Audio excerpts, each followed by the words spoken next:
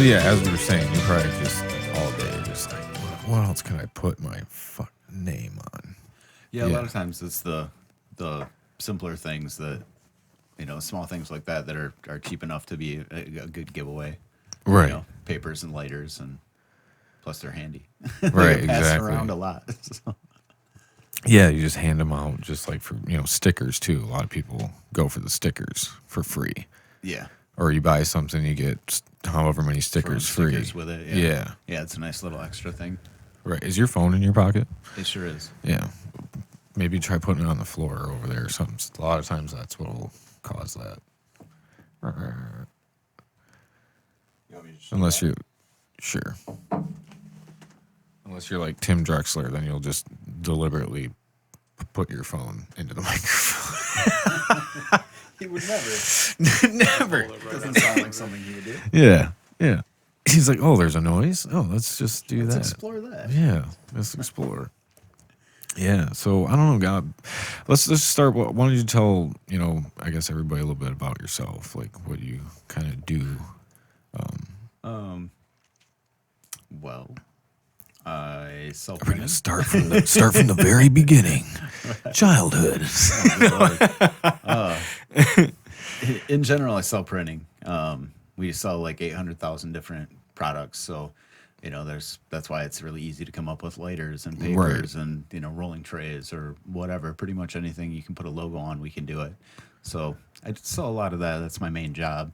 And then the magazines are just kind of for fun. I don't really make much off of them, but they obviously have a lot of benefits running a magazine about cannabis. So I tend to get a lot of free product kind of by accident. So, I don't think I've purchased weed since starting the magazine. Really? But I mean, I don't smoke tons and tons or anything. So, but there's a lot of samples available to. Yeah, and like I liked benefits. your hidden shirt, that thing that you did. Yeah. I didn't. Nobody told me if anybody went and got it. No, you still don't know if anybody ever got it. I probably should have checked in and been like, "Hey, did anybody find this?" You haven't been to that store since? No, I don't go out much. I sit at home a lot. Yeah, right. Yeah, so I'm pretty boring, really. Well, when you run a business out of your home, yeah, it makes it easy that I don't have to leave very often. Right? Go get supplies or whatever, or back and forth. But I still do a lot of printing. I just work at a different shop. I do it out of a different shop instead of having my shop right at my house like I used to. So. Oh, okay. So you've went to. So now do you go? You have to go to your shop every day. Not every day, but when needed, yeah. Right. I don't sell quite as much t-shirt stuff as I used to, because with the I had a huge clientele that was fans or bands, and so right. That kind of I was one of those. Right. And a lot of those really disappeared. I thought about wearing one of those shirts that you printed because they were just magnificent. I handed you the artwork and I was like, I don't know how this is going to turn out on a shirt, guys. Yeah, it looks great on the poster or the drawing that we got, but the shirt, and it came out like that. That's awesome. Thank you. Yeah, we were extremely happy. And I worked a long time to figure out how to print things well, and it went very well for a long time. And then they just were. Yeah, most of my clientele just dropped off. That kind of stopped the business as a whole. So I changed my approach a little bit and joined a network of other printers to where we can supply, like I'd mentioned, the 800,000 different products. So so I don't concentrate just as hard as I used to into just garments and T-shirts and stuff. Now I'm selling like table covers and stuff for vendor booths, tents. I just sold some duffel bags, some stress balls, a bunch of different stuff like that. So, well, that's cool, man. But yeah, the magazine. What started out though, is this band base has turned into, 8,000 some products and everything that you're now printing for. And cool. We grew the company pretty well off of bands in general. But it worked out nicely because I had lower overhead, so I didn't have to charge what a larger shop would have to a lot of times to, that bands can't pay $8 for a one-sided one color shirt. That's hard. You can only sell it for so much. You have to make something. So yeah, it made it a nice arrangement. And people don't want to pay Yeah. No matter what, no matter what price you can put on something, it's like they still will be. Oh, I gotta pay $12 for that. It's like, dude, I'm making $1. People don't realize and they don't think of it that way. They're just like, oh, well, I don't know. Yeah, and it's like, man, this is you go to a stadium show, they're paying $30 for this shirt, Right. but you'll gladly pay it there. Yeah. Well, there's more loyalty a lot of times by the time somebody's a stadium band. That person's been a fan for a long time. Too, so I mean, usually, but unless like you got bands like Greta Van Fleet who just kind of just blow up. Yeah, a lot of popularity really quick and stuff. Yeah, because they're out of like Saginaw, right? Mm-hmm. Yeah, and I was from Bay City too, and I remember just all of a sudden, bam, like they were playing at White's Bar and then a stadium. Yeah, it changed quickly. Holy crap! But they had what it took. But they probably, they're literally putting out hits, so it's it makes a difference when you're, they obviously made some good career choices too, because it's not just magic, but it's not like it was in the '80s where a label rep saw me and now we're huge. It's like the right people saw them. They got the right hands. Yeah, and they probably had that same shock where it was like, just yesterday you guys didn't want to pay for my T-shirt. Yeah. Now you want to buy everything in here at a discount. No, I knew him. I went to school with him. Yeah, remember we were just watching you at White's Bar. Right. Yeah. Yeah, that'd be. I just learned today. I mean, forgive me for being ignorant, but I just learned today that you were in a band before too. Syntherum. Yeah, I was in a couple bands. I was in before Syntherum. I was in Kuru, and I was a singer in that band. Okay. And we did a lot of really cool stuff. We played with a lot of nationals, but we did the job and we sold the tickets. And a venue was like, "Hey, sell 100 tickets." We're like, "Okay," so we'd sell 100 tickets, and go do the job. But, we used to play at Harpo's in Detroit, and the first time we played there, we played with a band called Apartment 26, and they're a national band, but one of the band members is like Geezer Butler's nephew or some horse shit. That's where they came from or whatever. Geezer Butler's, right? And it's like though that was their thing, as far as so they had some contacts or whatever, and they were touring or whatever, and we wanted to play at Harpo's, so they said sell 50 tickets for this band, and there's literally 10 other bands from Detroit area that also have to sell 50 tickets. Let's move this microphone up just a little bit. Whoever sells the most tickets. There we go. Hey, it does sound better. Yeah. Whoever sells the most tickets gets the best slot, and it goes right down the line. And literally a band would play at 3 p.m, but the National doesn't play till like 10. So nobody's there. Yeah. But those guys sold 5 tickets. So it's like do the job and you get the better slot, and so we sold the 50 tickets, and a couple of the other Detroit bands were pissed because they're from there. We're from Kalamazoo area, kind of, and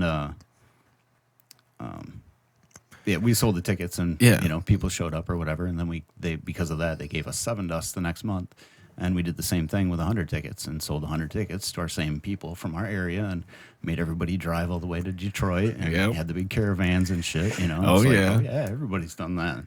Well, people only do that a couple months in a row, and we kept getting the good show because we sold all the tickets.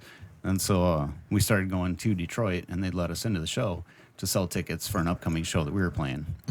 So like we played with Fear Factory, and they let us come in to sell tickets. It was Head PE one night, and I don't remember who the other, maybe Clutch the next night. And we sold all our Fear Factory tickets in those 2 nights and turned in the money that night, on that weekend or whatever. That's an advantage right there, getting right up in the same venue. Like, you can't just come back. Right, and it really worked. And we just kept doing the job. So we played there 8 months in a row, and we played with all the biggest bands that played through there. At the time, we played with like Sevendust and Mudvayne when they were coming up. Ooh. And, Nonpoint, Hatebreed, I don't know, a bunch of nationals. And it was cool. We thought we were the shit. And yeah. The same thing happened to us that happens to everybody else, and you have a lineup change up, and oh shit, all of a sudden you go down. So yeah. But we were pretty successful, and that went well. But I was also working for a print shop in those days that I was able to print our merch basically for free on the clock. So it was working out very well. So we always had a lot of merch, and the other bands would make fun of us for having a mall, and we'd come in with 10 different shirt designs. Well, duh. Yeah, I work for a print shop. Yeah, what do you expect? You know, it's And like just like I said, still to this day, what can I print my shit on? yeah, everything I'm involved in has a lot of swag. So Yeah, and what I keep looking at is this lighter, yeah, like dime mag on the lighter. Yeah, well, yeah. then the next band was Syntherum, and But you know, those a other lot of bands cool would have stuff. killed for that mall. oh yeah, everybody made fun of us. Oh, but you they got were- a mall, but they were I want mad, that and then- mall. And I'm like, I'll sell it. Don't sell you shirts. Just trying to make some I business sell here. printing. It's- Yeah. it works out pretty good. It was kind of made right in that direction. Then I did Yeah. more of the same thing for Syntherum, and we had a lot of merch, and we did the patches. I don't know. Did you guys ever get you guys patches or anything? Those black patches? No, we never You know what got I'm talking patches. about? No. Yeah. Well, as a patch. Well, yeah, right. Right. But, But no, I don't know. Like we did like thousands of Syntherum. Oh, ones, so okay. I got that tattooed on there. Nice. That's what it looked like. That's So, really cool. What yeah, and Syntherum. And you played drums? Nope, I played Or what'd you guitar in play? that one. Play guitar? But I just kind of stumbled into it. I was after Kuru, I was really kind of heartbroken, tired of the music industry, and I just concentrated on my print shop and growing my own company. And Pete Meyer started working with us, and he's a bass player, and he was the bass player in Syntherum, and he just kept in my ear about it. You should come play guitar, and you'd Come play. mix really well with us. Yeah. And eventually I checked it out a little bit, and yeah, I really liked it. And the other guitar player wrote most of the other stuff, and I loved everything he wrote. So it made it really easy. And there was some stuff that I just couldn't play. Like he did some really rhythmic things that I just had a hard time with. So I just play a different riff, and just something that went with it or whatever. And Right. it just really worked out to the advantage, and it really worked out. Yeah, right. Yeah. You It's know how like that one of those works. moments. Yeah. You're Yeah, just like, when this is everything clicks, clicking. This is Yeah. like, we're engaged. We're thinking the same. Almost one of those things where you kind of come up, start with the riff, and then they take off with it, and you're like, that's what I was thinking. Right. Yeah. Yeah. And there was a lot of that stuff going on, and yeah, it all just clicked, and it was some of the coolest guys that I'd ever met. Everybody was really laid back, and we just played good metal. It was fun. What years was this going on? Fuck. Probably 2010, maybe. I know that was one of our bigger years. Like we won the heavyweights battle of the band that year, and Okay. we were in. We won a competition thing to play at the Warped Tour in the Detroit date, and we had some pretty big things going on, and that's like that band is what led to. So the competition for the Warped Tour was a separate thing? What was Yeah. that? Was that like That was. I don't remember. It was. I really like a don't remember. It was- voting thing, or was it I don't another think so. battle of the I bands? think it was just judged. Oh, just judged. But I think it was. I don't remember that one. I'm not sure. It was a long time ago. Right. Yeah. Well, there's so many ways. There's so many of those ways that you can. What, yeah. Either way, I know that we won something to Mm-hmm. be able to get the slot, and we played at like 3 PM or something, and it was cool. We played in front of a lot of people, but it was Right. more, bragging rights of we played this We right played- after we won this and we did this, and you know how that goes. It's Put it in your press Yeah, kit or just start what? the hype and everything, and, yep. round about somewhere in that same time, I was friends with a guy named Mike Markle, and I'm still friends with him, but he worked with Tom Hazart, and he was a label guy, and he literally was in the beginning stages of Korn and Limp Bizkit, and he's in some of the videos, and he was knew the guys in Snot, and he was in the Straight Up video for I don't know, the song that Seven Dust put out or whatever for Lynn Straight from Snot, all those days. Anyway, Tom's really involved with all of that. And he, helped people get signed. He was on labels. He shopped for shopped bands to labels. He was basically in the industry as long as I was trying to get in it. Right. He's working at it at the top level, and he was 18. He moved to California from Wisconsin and Shit, just man. bullshitted his way into a label and started, at the bottom and worked his way up quick because he had the eye and he knew what to look for. He was Yeah. good at it. And, 25 years later, he's still, neck deep in the industry, and he knows everyone. Wow. So when I met him, he was kind of in between because labels had just crashed. It was 2010. Everything, the industry was on its ear, because of the internet and everything. And Right. he was in between things, and he started managing us for a hefty fee. And, Yeah. he ended up giving us some really big opportunities and gave us like one big opportunity per month as far as, like a stadium type show. Hey. We were going to have the singer from Chimera do vocals on a track and, some top level stuff. And that's cool. At the end of it, though, we couldn't really pay much. We were paying like $5,000 for 6 months and, management. And it was worth it, but it's hard to come up with $5,000 for management every 6 months, so. Well, just not to mention, like, just, I'm just,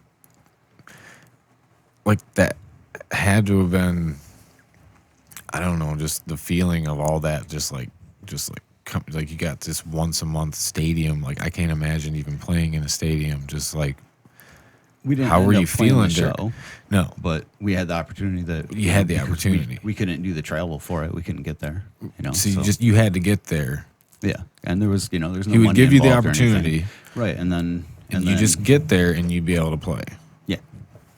So it's just a matter of making things happen, and we didn't have. So how were you feeling during that time? Like, there's this opportunity here. Well, we had a lot of, I don't know. I kind of took some of them for granted as far as how things were going to go, and then our guitar player let me in on the news that he couldn't tour, and that stops everything. That's it. You can't. That's the next level is touring. That's when when you're a musician for a living, you travel for a living. That's, right. That's what a lot of people don't really think of. Oh, you're touring. Oh, cool. It's like, okay, that's cool. But most people don't really understand what touring is really like. And they don't realize that, you're sleeping in a van and you're eating what you can. And you're really sleep deprived. And you're sleep deprived and you're away from your family. You're away from everything. You're just on the road, on to the next show. Yeah. When it's your job like that. It's very isolated and you're not making much money on top of that. So it's like, well, you're doing it for the love of what you do. Mm-hmm. And that's, it makes it really tough. And, so I understand now. I was really pissed off at the time. Yeah. Because we were getting things lined up that, to be able to get paying shows that, not paying a lot, but it would pay for itself so we could tour anyway. Right. And, you dropped the bottom out of it. And then I wasn't really interested in jamming it anymore. That was my whole point I just wanted to tour, and we didn't. Right. We did a little bit, but not enough. Yeah. Not to make it your job, and we had things lined up to be able to make it, Yeah. Make it a job, but yeah. So that kind of fell apart, and I stayed in contact with Tom, and he basically worked nights. He's he is a musician now, but he wasn't really playing anything then or doing anything. He just worked with musicians, so he'd stay up all night, and I was getting up at 5, 6 in the morning, and I would catch him at the end of his day, and it's the beginning of mine, and I'd just talk to him on Messenger for an hour or two, and I'd bother him every day, and he let me. Yeah, he let me. So I was like, dude, I'll just fucking grab hold of your leg and I'll fucking help you in any way I can on, whatever. I knew who he knew. He was just kind of in between projects. And then I had Merch Live going for a long time, probably 9-10 years, something like that. But it was just basically the online entity of Pigfish Printing. So Merch Live Yep. began when? Probably 2008.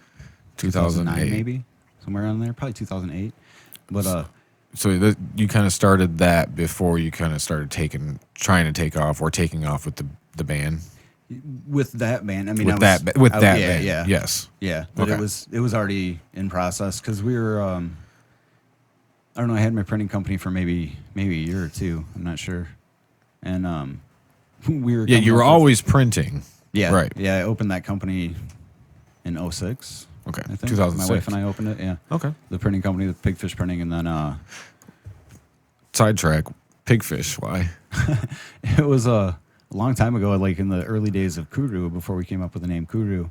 We were looking for band names, and I always had a dictionary, and I was just looking through the dictionary for obscure words or something, and came across Pigfish, and I liked it. I thought it was cool, and then everybody else was like, "No," they're like, "We're not calling the band Pigfish." No, like, all right, bro. whatever. I just kind of held on to it and stuff, and eventually, when I went to start a printing company with my wife, and I was like, well, let's call it Pigfish Printing. And, I'm like, it's different. And people either remember it because it's weird and dumb, or they'll forget it because it's weird and dumb. No, that's why I remembered it, because it's weird. Right, yeah. Overall, Pigfish. Overall, it's worked out Pigfish pretty Printing.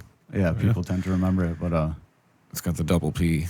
Big Fish Printing. All right. Yeah. So So PP, is that where you're going? Yeah, with PP. Wait a minute.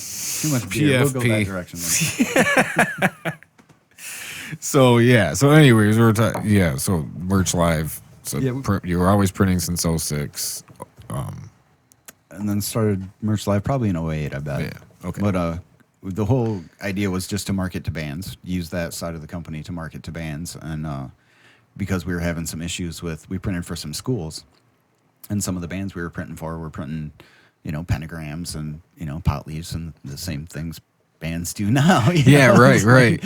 Nothing changed. Yeah, that's much worse than pot leaves. Right, yeah, for sure. And we've printed much worse than pot leaves. Oh, I'm sure you get some designs and you're just like, what the fuck do they want me to print Some here? of the real heavy death metal bands want some crazy shit sometimes. And you're just like, okay. Well, that one's not going on Facebook. Keep that picture to myself. Yeah, I can't show this one off. Yeah, Damn that's it. not going out. But yeah, so we've definitely done some of those, and so we're just kind of trying to put some separation between it. And then as soon as we did that, then it's a different company. And then the people at the school that were raising a fuss in the first place were like, oh, okay, that's cool. Really? Yeah. Cool. Well, it works. Okay. And so we just did that and kind of marketed Merch Live as to the bands and Big Fish Printing and to everybody else. And for a long time, we had two different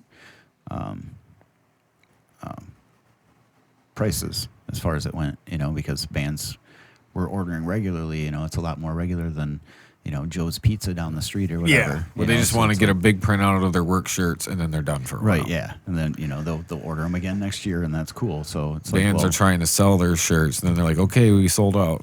Order some more. Yep. So you get Yeah. that repeat business. So it makes it a lot easier to, it's $2 cheaper for this band than, your pizza joint that sells some shirts here and there. So, but it worked out in the end overall. And I mean, that makes sense. so Tom knew about Merch Live and stuff, and we talked about that. And we started, how did that end up working out? He had talked to David Ellefson and became friends with him. Tom did. Yeah, Tom did. And they wanted to start a label because that's what Tom had done. He'd owned a couple of different labels throughout the years. And before that, he just worked for, big labels. He worked for Interscope and maybe Capitol. I'm not sure. I don't remember, but he's like on IMDb. Yeah, Look it up. those It's are both crazy. big. But yeah, so he knew what he was doing, and Ellefson had the the clout and the name to bring it home. So they started a label, and they were looking for somebody to do the distribution, like in the warehouse. Like, hey, we'll send you 3 cases of records or whatever, and then as people buy them, you ship them out. And so he approached me with that, and he was like, let's partner in. And it'll just be the 3 of us between me, Tom, and not David, but somebody else, because I didn't have the time to do it. I wasn't going to be able to pull stuff and ship it every day. Yeah. And, And these were already printed? You're just this shipping is them. like CDs So you're just and getting this, vinyl, and you're just it's the distribution. yep, you get the box full of stuff in the warehouse. Yep, and then Yep. we were EMP's Amazon, I guess. Yeah, right. But EMP was the Ellefson Music Productions, I think. I'm not sure. I don't remember right offhand. But maybe I've just blocked it out. I'm not sure. But I don't have room for this anymore. yeah, Delete. yeah, that one's got to go. Yep. But Useless. You're going through your computer documents. You're like, This what has the? gotta go. I don't need that Tax anymore. return from 10 years ago? Bye. back we go. But, Yeah. so yeah, it was going to be me, Tom, and my partner Haggis. At the time, he was. We had been talking about starting some kind of business anyway, and he was willing to do the work and house the product and ship it out and everything. So he was going to do all that stuff. I would handle all the administrative stuff, and Tom was supposed to do the sales and get other bands and other people to do the same Because thing. he knows all these people. That we and would he's- warehouse their yeah. product and we'll ship it out, and our software hooks up to their website and their shopping cart and everything, and it all syncs up. Yeah. And then Ellefson, he wanted to get Ellefson involved because if we're selling product or services like that to other people, then Ellefson would be a good spokesperson because, well, he's kind of the top of the fucking food chain in the metal world. You know? Right, yeah. He's not the most well known, but it's like, well, his band is you know, Megadeth. You can get Megadeth merch anywhere. You know, it's a pretty household name. My 70-year-old mom, before she passed, knew who Megadeth was. You know, I'm like, really? just say of Megadeth. People Yeah. like people get it. So all that seems totally surreal and everything, you know. It's like, well, all of a sudden I'm meeting David Ellefson and he's going to be partners in my company, and it's like, what the fuck? hell? How did this happen? You know, it's that seems pretty. Where'd surreal. you meet him? We went and saw him at Joe Louis Arena in Detroit, and So you went and watched Megadeth. yep, and we had backstage passes and stuff, so we were hanging out in the The green room type area, or yeah, whatever it's you like would call it's it, like the a bar, dressing room. It's like a bar restaurant for Okay. like just it's private, so it's just for players or just for events like that, you know, where the bands are all at. So like Amon Amarth was on that tour, and they're like eating at the table next to us. No Suicidal shit. Tendencies is on the stage, which is like, I don't know, 30 feet from our table to the curtain for the stage entrance and shit, you know. And my wife went and watched Suicidal from the side of the stage, you know, from right there where it's the edge of the curtain and shit. Yeah. So, you know, at Joe Louis Arena, Holy that's shit. pretty surreal, you know. And I'm meeting David Ellefson and their guitar player Kiko, and I was supposed to shop our services to Kiko, you know, that hey, because he's putting out a solo project right at that time, and hey, we should, you know, warehouse your CDs, and you know, and we'll ship them out for you. Ship them out, yeah. You know, now, okay, You are going to be the Amazon. that seems like, you know, a great idea and everything, until the reality hit me repeatedly that I'm just meeting the band members of Megadeth and shit, and I'm like, this is totally surreal. Yeah, I felt totally fish out of water, totally starstruck. I mean, you could A pig fish out of water. see, totally you totally see me drop the ball from miles away as far as trying to talk to him and approach him Yeah. with this. It's like, well, yeah, yeah. just, I see you on stage. Yeah, like how do I even? And then on top of that, he had a really thick accent, and I'm not that good with accents because I grew up in a little tiny town. Right, There was right. no accents or anything. You're right. And so there was a little language barrier, and that was a tough pull. But yeah, a little strange. And And you said this was during like what time was this? what years? What year? Probably like 5 years ago, This was 5 years ago. probably roughly. So So yeah, yeah, probably 2017 maybe. Google 16, Translate, man. 17, somewhere around in there. Yeah. Yeah, that was there, but I was not in the right frame of mind to To be think of thinking it. anything. Don't I you was hate just that? I was You're so like- baffled. after the fact, all those after the fact moments, you're just like, oh, I could have used this. Why didn't I think of that? I'm such an idiot. Yeah, there was plenty of that. For Yeah. sure. And then I had a lot of pictures to document it of me going, Jesus, way to drop the ball. Yeah, it was pretty different. But yeah, he signed the papers and everything, and all of a sudden I was partners with David Ellefson. And So when did you meet him? Like after they played their set, or was it like way beforehand? And then you watched them play, and way beforehand, and we talked business beforehand, and then they played, and so what was that moment like? So leading up to meeting him, so what were you doing there? Were you at the venue? yeah, because we got there a little earlier than whatever time he said. I don't remember, but it was in the afternoon, and everybody was just kind of chilling and having lunch or whatever, and there wasn't really much going on. There was, I don't know, I'm not sure. We were there for a little while, and then all of a sudden people started coming in for food and whatever, you know. And I would have just been sitting Did there you like, before? oh man, just let me meet him. Where is he? Where is he? Let us do this, I was because just I'm just kinda- gonna be sitting here shitting. the yeah, whole just time. kind of blown away that, you know, I mean, I don't know, weird. I When- can't when really Amon eat. Amarth was sitting next to us and shit, then I was a nervous. little, I was Yeah. like, okay, this is, you know, and I'm like, those guys are pretty big, you know. Yeah. This is pretty weird, and yeah, then Sitting right next I to don't you. know. It all seemed like it went so fast because there was just some anticipation, and then all of a sudden he was there, and Oh, then all of a sudden he was there, and then Well, we're talking business, and yeah. I'm like, totally, and I'm just like, oh, you're so cool. You're so cool, dude. Yeah, I felt like an idiot, and was just very starstruck, you know, and was just kind of blown away. I mean, when I was 15, maybe, I remember going to see Megadeth at Wing Stadium in Kalamazoo, and we went there like way early in the afternoon to try and see somebody or meet somebody. And Yeah. we literally stood outside by their bus from like 2 p.m. until the security shooed us away, and then they walked Really? inside or whatever. So, you know, I remember something like that, and I told them about that story, and, you know, I wonder how many other people have told him the same stupid story. Yeah. Like, God, I waited to meet you, you know.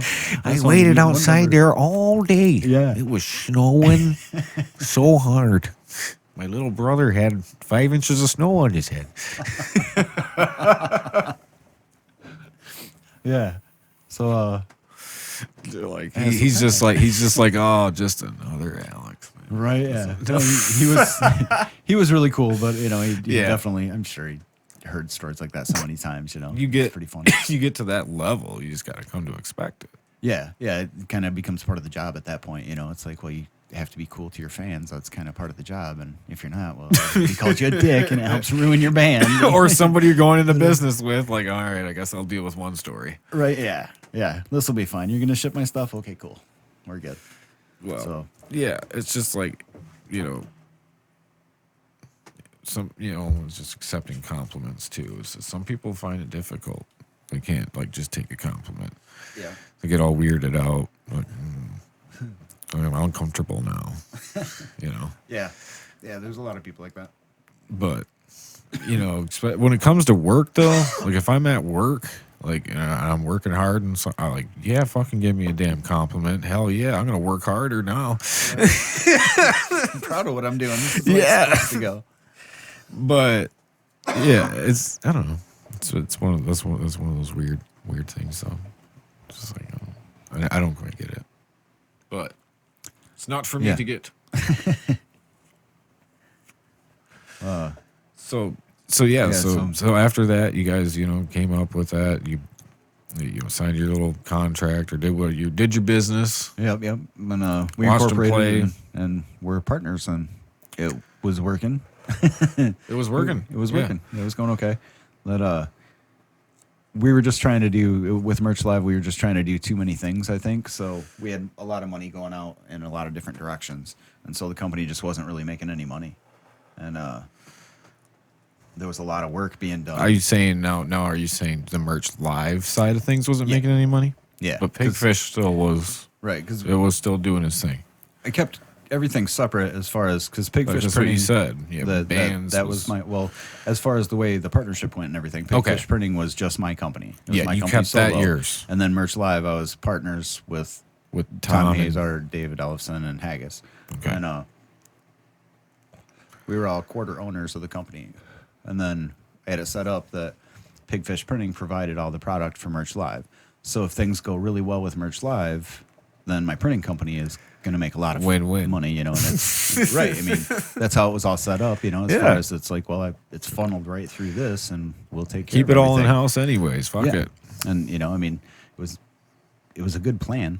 Yeah, yeah. But it didn't quite work out that way. Right. But it just wasn't making money, and for 4 years we lost money. And it just in Merch Live, my printing company was fine, but you know the money from Merch Live came from somewhere, you know. So I was funding a lot of things with Merch Live, and just wasn't working out. And I was tired of working that hard, that I was just busting my ass really hard, and it.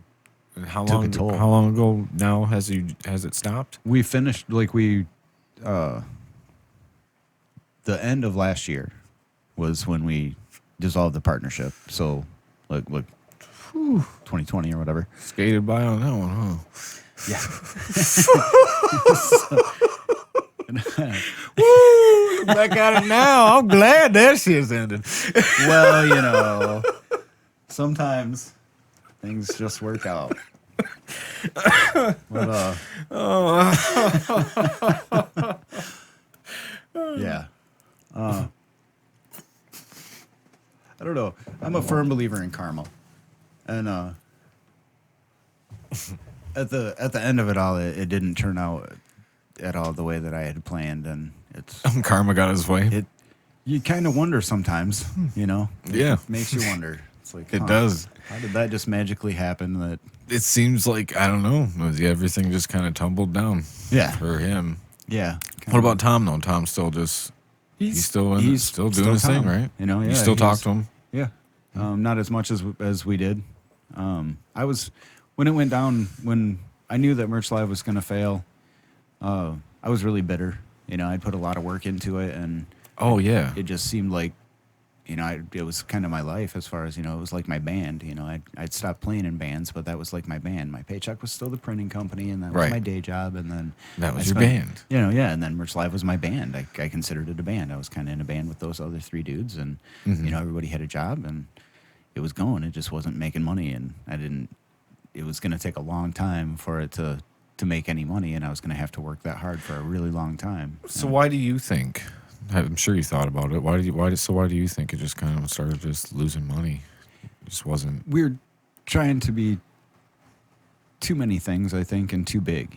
Like to be able to just step out as a national type company, you have to do a ton of advertising. You have to spend a lot of money or have a lot of exposure to, you know, because we were shopping it as, hey, we're a national company and we're big, and that's, you know, that's how you do it in the big level. You tell people you are, and then you back it up by, hey, look, we look big, and there's a huge curtain that people don't realize that it's like, well, it's the same thing at a big band as it is a smaller band. There's just a bigger budget, you know. It's like there's still the curtain is still there that people don't realize, you know, this band's big. They're still sleeping in a van. You know? Yeah, right. You have no idea. It's not what you think at all. They have that rock and roll grungy appearance, you know, because they haven't showered for 4 days. You know, not just because days. You know, not just because it looks cool or whatever. It's like they don't, you know, you don't think about it. Screw that, man. Truck stops. They got showers. Yeah. But, you know, I know that I was dirty and gross. Oh, yeah. I didn't necessarily go 4 days, but, you know, easily go a day or two and you play 2 shows and you're pretty gross, man. You're pretty gross. I'm a nasty sweater anyway, dude. I sweat a lot. That's pretty rough, you know.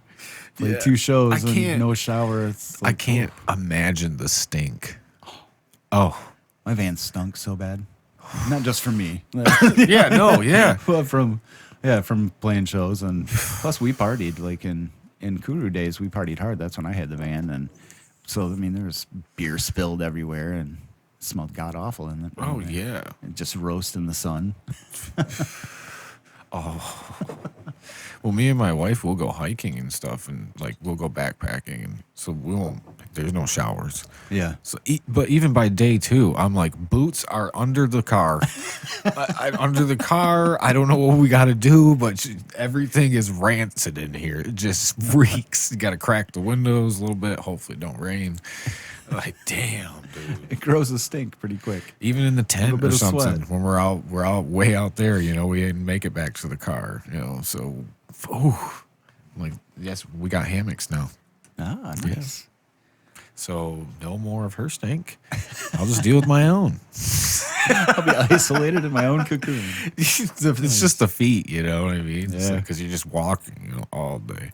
But the same thing when you're playing music and stuff. You just after a show, like after I was done playing a show, dude, I had to change a shirt and everything ready because my whole shirt was just drenched. Yeah. Oof. Yeah, I feel that for sure. I'm definitely a sweater. That it's ridiculous and I must be because there would be other people and there didn't even look like they played that hard, and I'm like, dude, I am sweating so hardcore. And Cynthia, our bass player, was that way because he would jump around. I mean, I jumped around a lot, and I've always liked to have a good show, you know, that it's like to appear good or whatever. That's always made an impression on me as a performance. Yeah. Give something, you know, something to watch. Give it a reason to come see you live. You know, it's like, well, if I want to hear somebody play it perfectly, I'll play the song and, you know, I'll play the CD or whatever. You know, I don't care if they fuck up if they're being entertaining. Exactly. You know, exactly. Oh, he missed a note.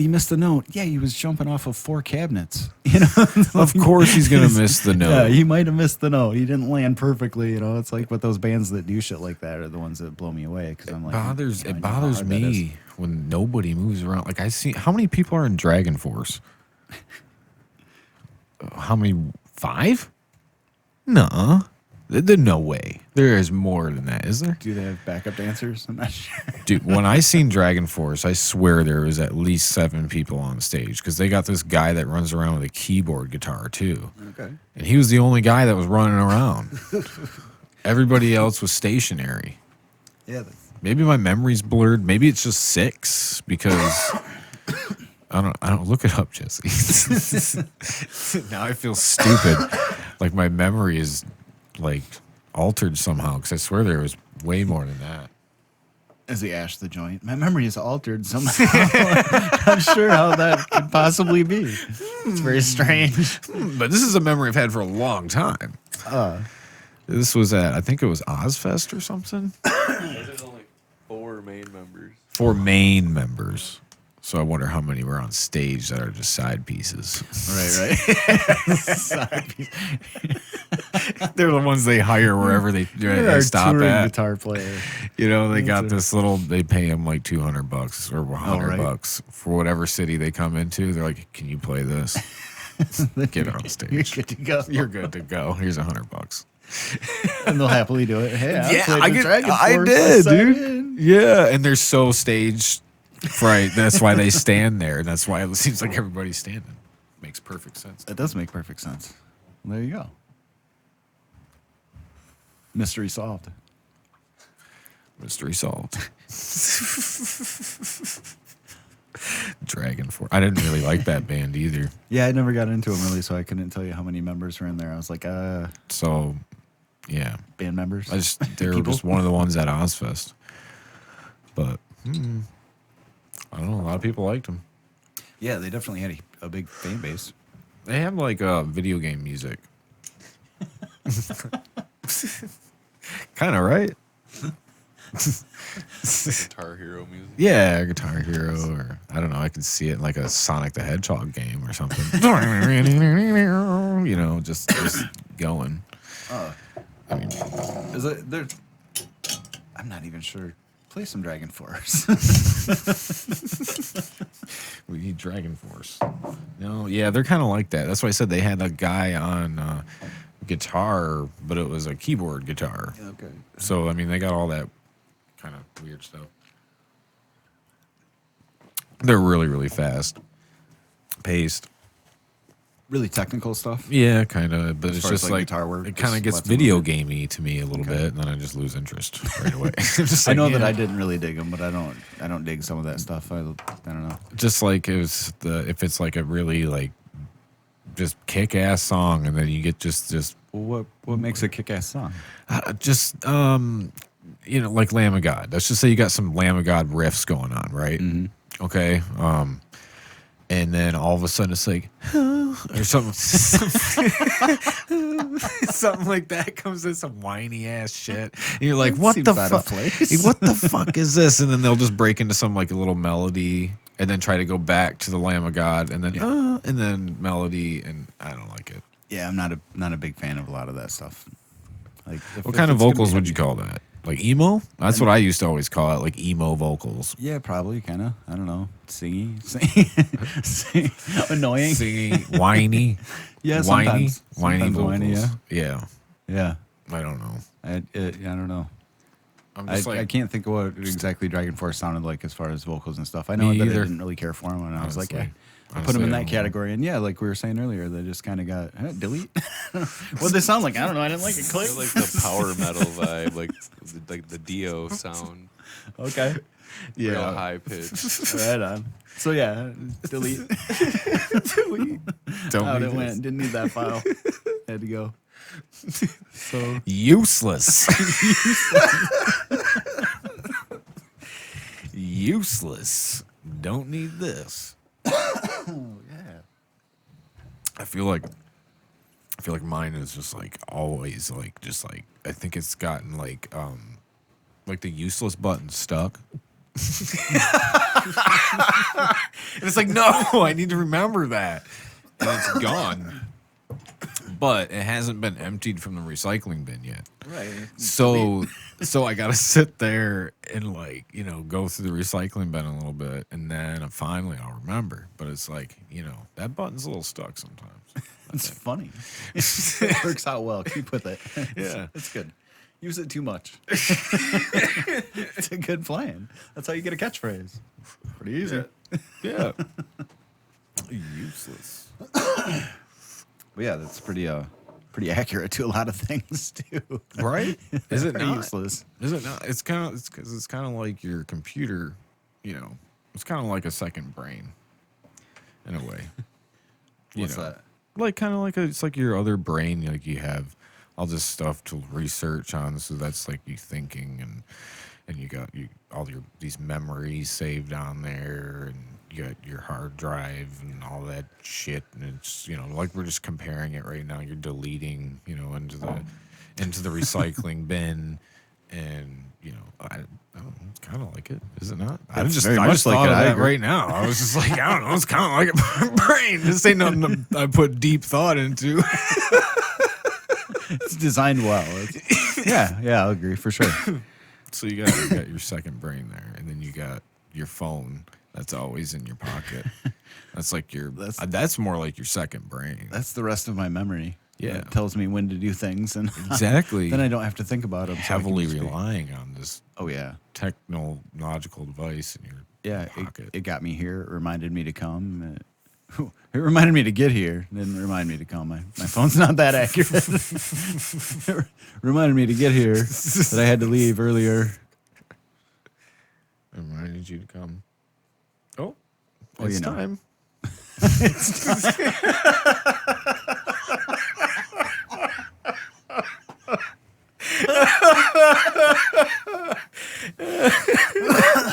Yeah. Oh man. But it is. So though. yeah, I'm not that organized. Yeah, I rely on that calendar for sure. Like I put everything I'm doing up in there. Yeah. Like, any appointment, nothing, or else I'm gonna forget it. Like I said, my mind it's got this useless button stuck a little bit. So, On your calendar, do you like remind yourself for like days ahead? So like when you forwarded this, did you have a reminder in your calendar for from this for that to do a week out to check with him and make sure everything's go? but I need to do that because I forget. I will forget sometimes, and I'm like, oh shit, it's 2 days before. Hopefully Hopefully we're still cool. hopefully everything's still going. All right. But yeah, no, I do need to start doing that and putting it in there. But then it's just also like, I gotta sit down and do it. Oh, I feel that.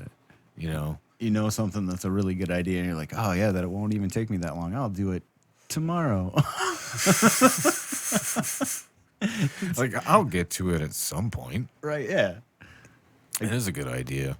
And then you have like a little idea log, and then you forget to put shit on that too. And you're like, man, like I had this great plan.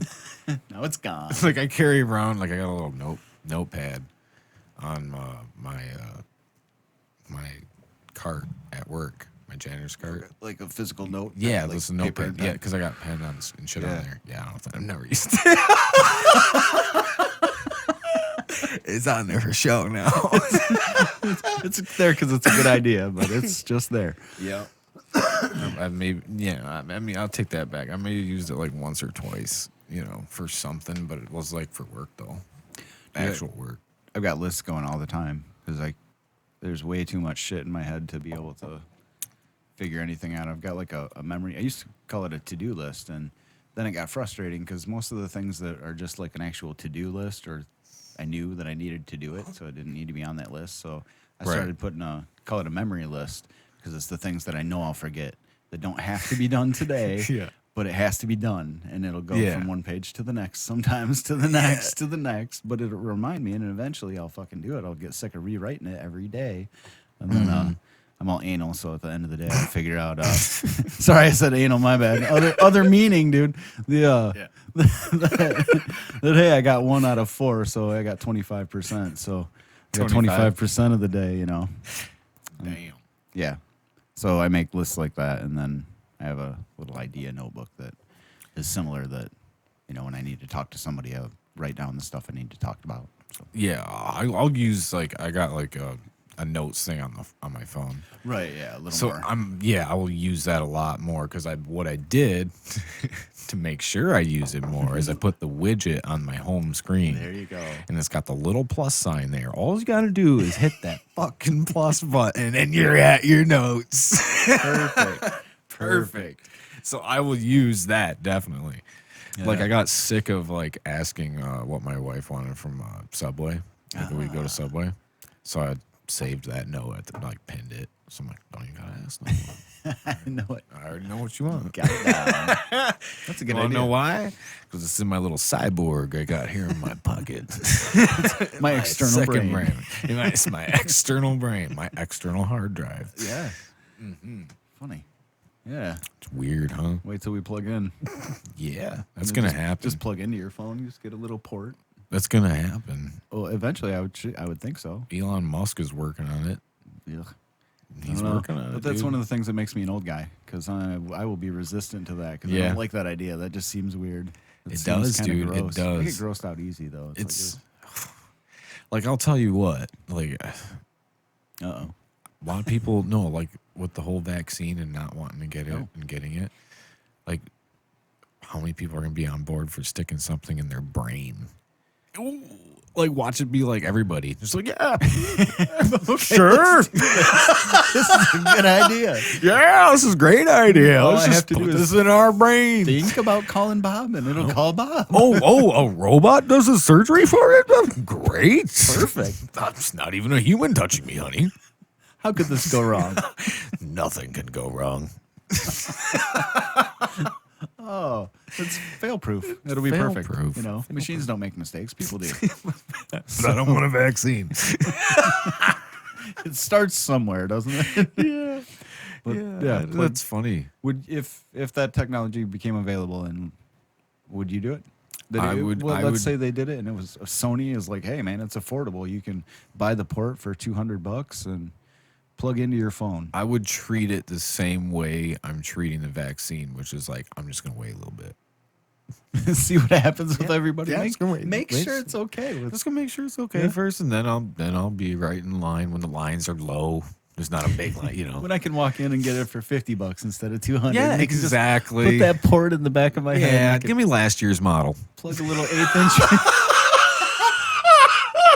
I'm that guy too. I'll wait and I'll get it.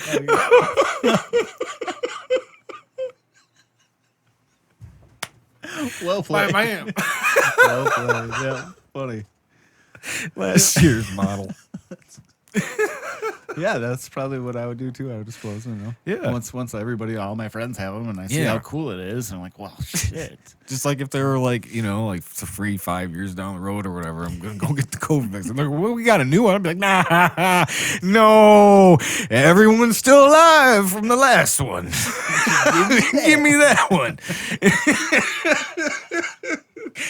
Who's making them now? Kellogg's? What the fuck? Like, no. Like, no. Oh yeah. Yeah. Coming in cereal boxes. Here's your free shot of COVID vaccine. The little ones Got on- a Tony the Tiger Yeah. on it. And shit. The little ones already know. Like, they already know, like, it's all right.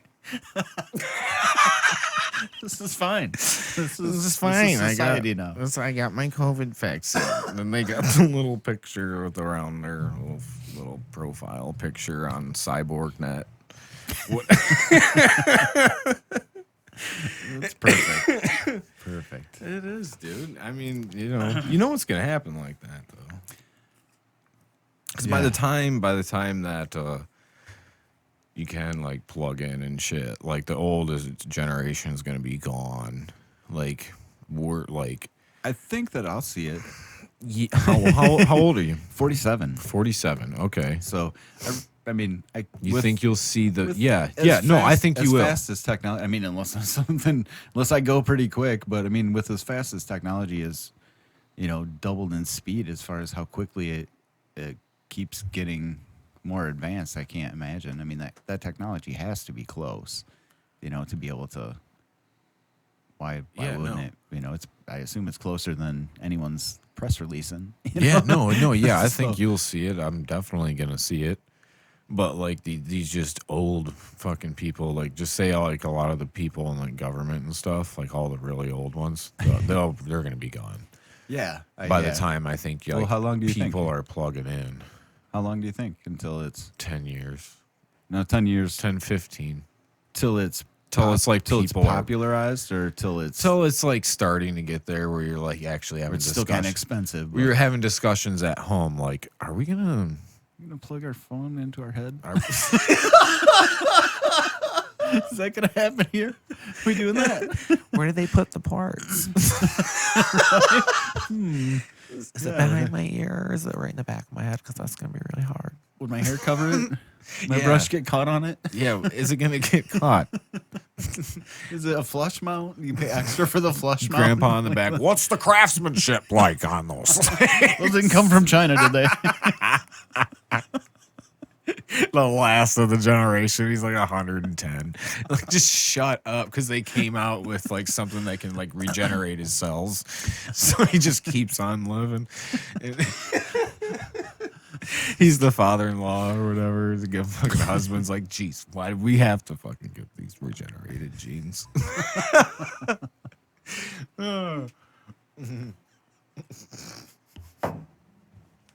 Oh shit. What's the craftsmanship like? Well, you gotta wonder. You're putting it in your head, I suppose, Yeah. That surgical steel or what? Yeah, what kind of steel is Gonna- it? It's like the guy from Little Rascals where the two kids come up and he's like, he's like, paper or plastic? I don't know if you remember that scene. No? No, man. They're going to build the, no, I know there's different versions of Little Rascals, so I'm talking about like the Disney one. I don't know, it came out in the 90s. Okay. And I think it's when they were going to build the race car. Okay. And because there was a big race and they had to beat the douchebag that was taking Darla away from Alfalfa. Right on. And I think, I don't know their names, but I was the little, it was a little black dude and a little white dude. And they just go up to this. And I think it was John Goodman. I think he was the John one. Goodman, was or that the- young? Yeah, the guy. No, the He was guy not one of behind the the Little counter. Rascals. He was Yeah, okay. the guy behind the counter. I think was John Goodman. I'm thinking of the right guy. He's like the bigger guy. Yeah. Yeah. Yeah, he was behind there, and they, asked him for some supplies or whatever, and I just remember him saying, "Paper or plastic." Yeah, that was a boring ass story, but Kind of circled around. it came right back. Full circle. That was a good job. Good job. So this is your show, right? This is- Yeah, that's it. This is Not my the fucking substitute. show. You can listen to my boring stories. I could just like not have any guests on, just interview talk. myself. You're entertaining. It's all right. Yeah. Just Jesse out there, like, dude, are we done yet? How long are we going tonight? All right. 3 hours. I might do 4. Just depends. I got some shit to say. All this shit on my calendar's going off now. I don't know what the fuck to do.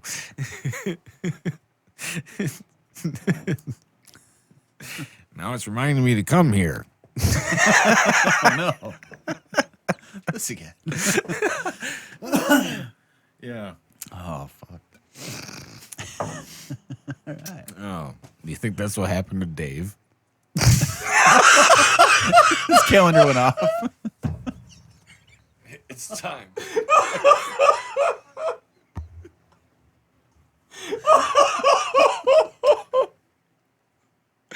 I'm sorry. Oh, my. Oh my. Oh my gosh. So, This went a little off the rails. That was perfectly timed. yeah. Good execution. Yeah. Oh, that's quiet. That was too good. So, anyways, Yeah. since Merch Live ended, let's try to get back to things here. Okay. So since Merch Live ended, wasn't making any money.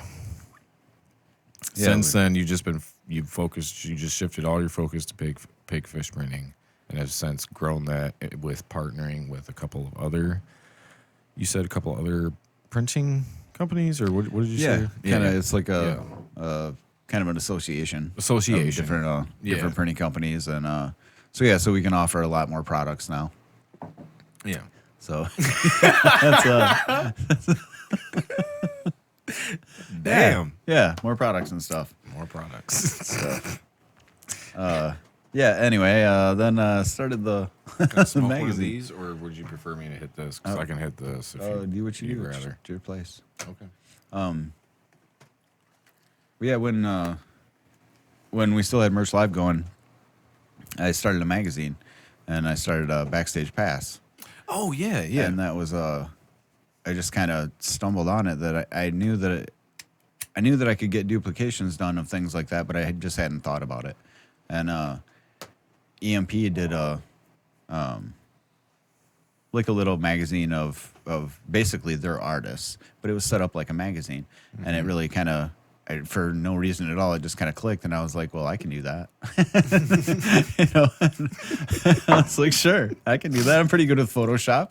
Why couldn't I do this? It makes sense, right? And so I did. What the person that put theirs together, the artist that put it together, I had her put mine together.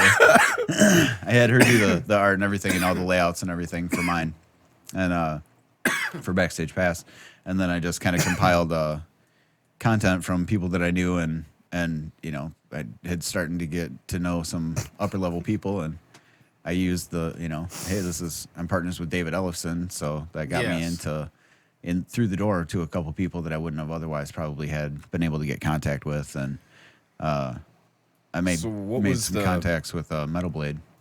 Okay. And so we were gonna start having, through them, I got Whitechapel for the cover for the first issue because I wanted to come out big. So we got an interview with Whitechapel. It's not small potatoes, and No, that's not. and it turned out all right. And then from there, our covers were, I think Guar was the second one, and then the interview with Whitechapel. Yeah. Was that was right when they were coming up for Michigan Metal Fest, the first Michigan Metal Fest. Okay, so was that like an in-person thing that you did, or was that like over the phone? It was like we did video. We did our even simpler than that. We did it all just email the questions. Oh, who did I? What was I just hearing something about that? I liked it. I liked it a lot because then there was no misrepresentation, no. Did they not interpretation? Answer some of the questions? No, not answered everyone. Yeah, but I mean the questions were all, pretty innocuous. I mean it wasn't looking for any in-depth personal anything. That was the story that I heard. I just heard about some bigger band or something. That's how they did some interview, and they didn't answer some of the questions and this and that. And that's the only way we've had bands we've had bands that didn't answer some questions that way. Yeah. That Whitechapel answered everything, but it's so much easier not to answer a question in an email. Oh yeah, because you can just be like, okay, whatever. Yeah, I'm just not going to answer that. Yeah. Where any other one, phone, you can just be like, not answer that because it's probably not recorded. Maybe nowadays it is with our cyborgs.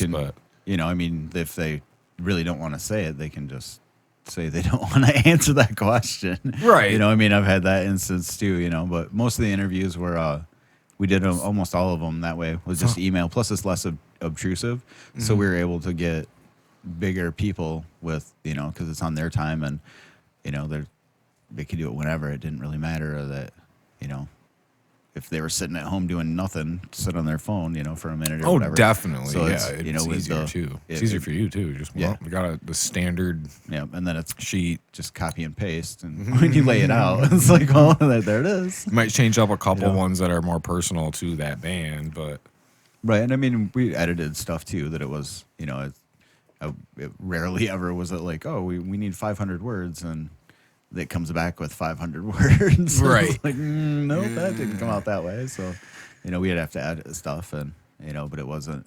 See, because you had to have 500 words? Well, for the way our layouts are, like 500 words is about a half page. You can do a logo, a title, and maybe a picture or something, and the rest of it's just text for about 500 words. You know, if you do 3/4 of a page, it's about 750.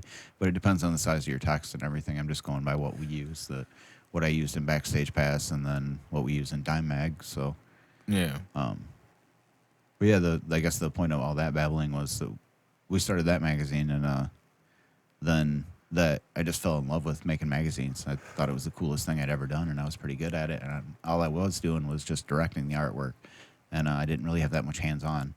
And then I just kind of, the 4th issue, I think, of Backstage Pass, maybe, that How many issues total now? we ended up doing Ended up? 6. We printed 6, and we had 7, but the 7th one didn't come out. That was right when COVID started, and we were having a hard time with some of the ad sales because I was doing too many things, and I was like the main person that sold ads and trying to. Yeah, because I remember getting them in the, when I purchased the shirts, you said, here, I'm gonna hand these out. And we had them sitting on the table and everything too, yeah. Yeah, that was They were cool. our main distribution. Thank you. Yeah. Our main distribution was that, and was just bands and people involved in the issue. So like the advertisers would get some, and the bands that were involved, and would give them away or whatever. Guar was selling them when we gave them to them, but it was cool that they used them, and Right, they put them right. on their merch booth and they Hell sold yeah. them. I'm like, fuck, this is awesome. Yeah. So Do you know how much they sold them for? I don't know. They said $1 on the cover, but Right. I mean, I don't know. Mm. I really don't. But yeah, I know that they did. Well, it says $1 on the cover. It was $1. Right? Maybe. I'd be Well, like, it's our I'd be booth. like, I'll sign it. $10. oh, there you go. Yeah. I don't Get know one what of they them were signed. doing. It's though. the bass player. Right. You can count on those bass players. Actually, I was like, where is he at? Well, yeah. So we did that. And I just fell in love with making magazines, and then I started doing them myself and like doing the layouts and all that stuff. And the music industry totally crashed, and I crashed my print shop and everything. So, I didn't have any income. So I was like, well, the cannabis industry is doing well, and that's my other love. So Right, yeah. I'm like, well, I'll start a magazine for that. And so I started Pigfish's Dime Mag, and That's cool. It's a cool name. It's got a ring to it. thank you. I like it. I like it. Yeah, I like it. I'm kind of partial to it, though. It's cool. But yeah, it's turning out pretty well. It's starting to really catch on. We're coming out with I just did the 6th issue cover today. I got that mostly done, and got a lot of people working on it now, and kind of a team of people. I got another artist that helps me with layouts, and So how big of a team you got? Like how many people? 5 or 6 content creators, Mm. 2 ad sales, and another artist, another layout artist. So it's getting there, but now we just have to make enough ad sales to pay everyone. Right. Because it's a Right. wonderful team of volunteers that Yes. just like it and have faith in the magazine. That it's I have a lot of very cool people that work with us. Mm-hmm. Uh, So where do you Yeah. have these out at? Where do you have the magazines? I think That we're in people like can get to. 35, 36 locations. They're all over the state. In the back of the back cover of each issue, it tells where you can get it. Okay. So, like all the major cities, Ann Arbor, Grand Rapids, obviously, there's a couple Mhm. places there, Lansing, Kalamazoo. Oh, we got one right here. We got them right here. Do you have one of the current ones? I got the most current one is upstairs, actually. Because there's more in each issue, because we Yeah. can get more places. Yeah, Traverse City, Traverse City. Cadillac, Rockford, Byron Center, Grand Rapids, Kalamazoo, Lansing, Grand Rapids, Lowell, Kalamazoo again, Greenville, Grand Rapids, Ann Arbor, Bay City, Lansing, and Ann Arbor. Yeah. Should have done that the whole time. So yeah, that's cool. It's in quite a few places, and we ship out to. We've got almost 200 subscribers now. Okay. So that goes out to everybody. It's a good time. I like it a lot. It's not making much money, No. but it's a lot of fun, and it's like something that I think there's really a need for. There's a couple other publications. It's not like we're the first to do this, but Yeah. we're just a little different as far as it's a little more for fun. I mean, there's games in it, and I mean, you know, there's games. Yeah, there's Not but there's bitching about goals too. anything. There's there's some goals. I mean, is goals. in mind for this, like as far as could be the next High Times or something. Or, Yeah, maybe. you know what I mean? But, I'm I'd definitely like to be bigger. I'm a very like goal oriented person. Like like even with this podcast, it's a podcast. It's for fun. This is my basement. You know what I mean? Right. But People I mean, come here, but I do have goals. You got the equipment that it's. Yeah. It's not Right. like this is it's just in a basement. It doesn't really matter where it is at this point. But to give perspective, like it's I could just say it's all just for fun, but I do put in quite a bit of work on it, and the goal is to just for people to listen to it, just so I can promote other people. So that's my goal. Is I want to get as many people to listen to it as I can. Right. You know what I mean? So I do have a goal in mind. It's not just just for fun. It's not just like it's cool and people know me now because of it. Like for your magazine or something. Yeah, people know me now. I'll dime mag. That's cool, but I can't do this forever just for free. Just for fun, yeah. And fun. Yeah, I definitely like it, and I want it to be. I want that to be what I do for a living. Is that, and I'm bringing Backstage Pass back, just under Pigfish instead of Merch Live. So we'll be able to do that. I've got content from Metal Blade, so there'll be something from them in every issue. And Joshua Toomey from Talk To Me podcast. I don't know if you know who he is. I've heard of it. He just signed on with Knotfest and their Twitch. Twitch TV thing. So his podcast is on that now. But he's been doing it for a long time, and he's top level anyway. He's just not as well known yet. He gets pretty much anybody he wants is on his show, but there's not enough people know who he is yet. Who he is, yeah, right. But the Knotfest thing is definitely going to help because that seems to be pretty popular pretty quick. Yeah. So. Well, I just got that the other week or something. Jesse was like, "Who the fuck is this guy?" Like talking about me. I'm like, who the hell are you? I don't know. Go back and forth. I'm not sure. But yeah, so we'll get some content from him as well in the magazine, and he's already signed on for it. So we'll have some big names no matter what. And if I think we'll be fine. I've got some other contacts and some people interested. So I think it'll turn out pretty well. But overall, I really would like to have the magazines be my. Oh, please, yes. I'm sorry, I didn't realize you were empty. Oh, you're all right. But yeah, I'd love to just do the magazines for a living. Quite honestly, I mean it's just so fun.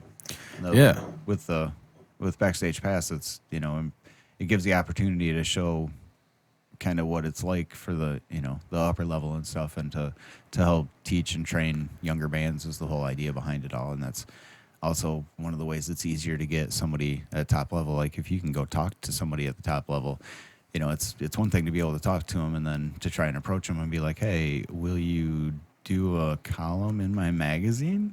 Yeah. But if you approach it with, hey, we're the whole idea is to teach young bands the things that they don't know, the ways to get the top level opportunities that you just don't know. Sometimes it's not always just who you know. Sometimes it's the channel of getting there. Right. If you're a quality band and you present yourself as the right level, you just have to get to the right person and figure out how what it takes to present yourself at that level. And if you're getting advice directly from somebody that's been at that level for 40 years, and you get a column from somebody like that it can make a difference, and that's part of the magazine, the whole purpose of it, and that had opened as many doors as saying, hey, it's David Ellefson's company too. Right. You can appeal to people by that was the whole purpose, was making a publication I would have killed for when I was in Kuru. Yeah, exactly. The whole idea of talking to a big band is not just hey, so what are you doing next? It's like, well, how did you get there? What roads did you take to get there? Through the years, and what was your path? What kind of shitty ass bars did you play in? I did. Yeah. I want to hear that. That's the questions that we'd ask, and so sometimes those, just depending, some of those were one of the ones that may not have gotten answered. Here and there, not by Whitechapel. I'm not saying that. Right, those guys answered everything, but it was also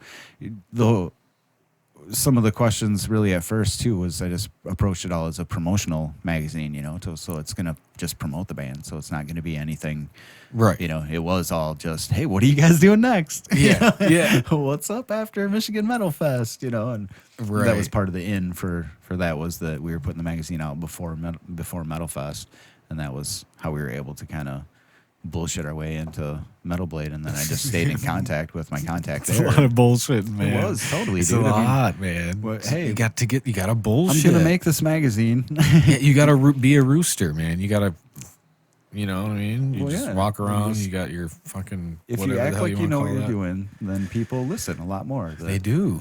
I played with a guitar player a long time ago that he taught me that at a show that we were at, I think, Wing Stadium again, and he just walked past some of the security and walked backstage. And I'm just like, what the? did that just fucking happen? I'm just like, what? I stopped, and I didn't. Yeah. The security guys didn't even have to be like, hey, wait. They fucking just didn't even look at him twice. He just walked by like he was supposed to be there. And I was just baffled, blown away. I'm like, seriously. And then he's standing, way down there just kind of laughing. And then he went dicking off. And he was there. He was backstage for a while. And I don't remember what show it was or whatever. And he didn't end up happening to see anybody or anything. Everybody was busy wherever he went. But Right. it was those guys for sure. If he would have hesitated or looked at him twice, or they would have been like, hey, wait, he just walked by like if they would have asked for a pass, he would have produced one, which he definitely did not have. But there's been a lot of times since then that's exactly the way it works. Sometimes it's like, well, if you look the part and you just walk past them and like you're supposed to be there, sometimes they let you They go just through. let you go, dude. They can't check every single person every single time. I Yeah. mean, they can. Supposedly that's their job, but I mean, at every single thing, if somebody really looks the part, it's like, well, if you The whole act natural thing. Yeah, Just yeah. act natural. That's what you're supposed to be doing. walk right through. Just walk through. It's crazy. So yeah, it's pretty fun. So what's tell me you got a good story from like when you actually had your backstage pass and you were backstage for My Big. favorite one was probably Devil Driver at the intersection. okay. Well, yeah, You got some that, That was- maybe people haven't heard. no, Before? nothing cool happened. Nothing cool I happened. was backstage and just because it was with Static X and Ooh, okay. Tony. I'm all dumb right now. Tony. The guitar player or Iommi. bass player for Static X. Bigger guy, bald. I don't know his last name. Anyway, that guy, he was standing there, Mm-hmm. and yeah, I don't know. It was just cool because it was like I was supposed to be there, but I had a pass, but nobody looked. Nobody I looked. walked right through, and nobody looked for my pass or show the pass or anything. I'm just like, this is so funny. But so yeah, I don't know, but nothing. But did nothing you cool just at all but did you happened. just walk Okay. past them like your buddy did the time before? You Yeah. just kind of just walked because you knew you had a pass. Yeah. Was Yeah. it clearly visible? No. No. Was- But they didn't say anything. No. But you just. But you walked had by that the- confidence. So. Right, because I knew that if he did or when he does, Yeah. I'm like, oh, it's right here. See, that's what I don't It's just understand. A sticker, but I put it down like where you would wear your pass because that's Yeah. more fun. It makes me feel more cool, More official. important. You're more you know? official. Yeah, Yeah. that's when I had a pass, that's where I put it. It was I've in there. struggled to put myself right in that same mindset though when I don't have the pass, like some people can Agreed. do. Agreed. Yeah, I'm just. It feels like I'm too honest. Like to if there's do a it. dog there, I'm fucked. You know, like I can smell this motherfucker's fear. You know what I mean? Like this, he's not right. You know, He's not right. He's not right. Like shit. Yeah, no, I've probably done it once or maybe twice, even when I probably could have gotten away with it. Like I know the person backstage that Mm-hmm. I could be like, well, fucking, right there, hey, Hey, and then get back there. But I still didn't because I don't know. I was thinking shit about stuff like that. Yeah, I'm like, hey, he's right there. he's right there. Hey, Austin, come here. come here. So, They're not hearing you because yeah, but that's the fun advantage too with Facebook and everything. That I mean, everybody's on Messenger, and I mean, it doesn't matter that because like I'm friends with Austin Dahman from Devil Driver, and that's how I got the ticket or the backstage stuff there. Oh, yeah, and yeah. then I'm friends with Dez's wife, kind of on like I talked to her via email because of the magazine. That's where all that started, and So they manage, I don't know if you know that, like the Oracle management. That's their management company, but they've got like Cradle of Filth and Okay. like that's their probably most well known. But then they've got a lot of up and coming bands and like Raven Black and Wednesday 13 and Okay. you know they manage a lot of bands. They're doing a really good job. You know, they're Yeah, I know Raven Black. talented for sure. people. But yeah, I talked to her because of Raven Black that we were going to do in the last issue that never came out. We were going to do an interview with Raven Black, and so we were talking back and forth, and then I just have stayed in contact with her too. Well, anybody at the top levels, you know, once I meet them, I'm trying to stay in contact. And, Yeah, you know, right. it's like, well, that's where I need to be to put out this magazine, and 'Cause it's you know, top quality level. So it's like, well, Everything's got to be top you know, shelf. mostly. Yeah. And then we put, you know, an up and coming band or two in it, and that's the whole idea. That Right. that makes it, you know, that helps with distribution and everything, and then we're helping bands come up too. That it's not just about top level. Using that button too much. That's Top a level. good one. That's a good one. Top level. Now I'm gonna go through. I'm gonna edit every top level and put it all together. Put it all together. Great. There'll be a track of that. That's No. awesome. Well, this will be memorable for sure. I'm glad I came. Top here. level. Thanks, Top level. Top level. Useless. Useless. Useless.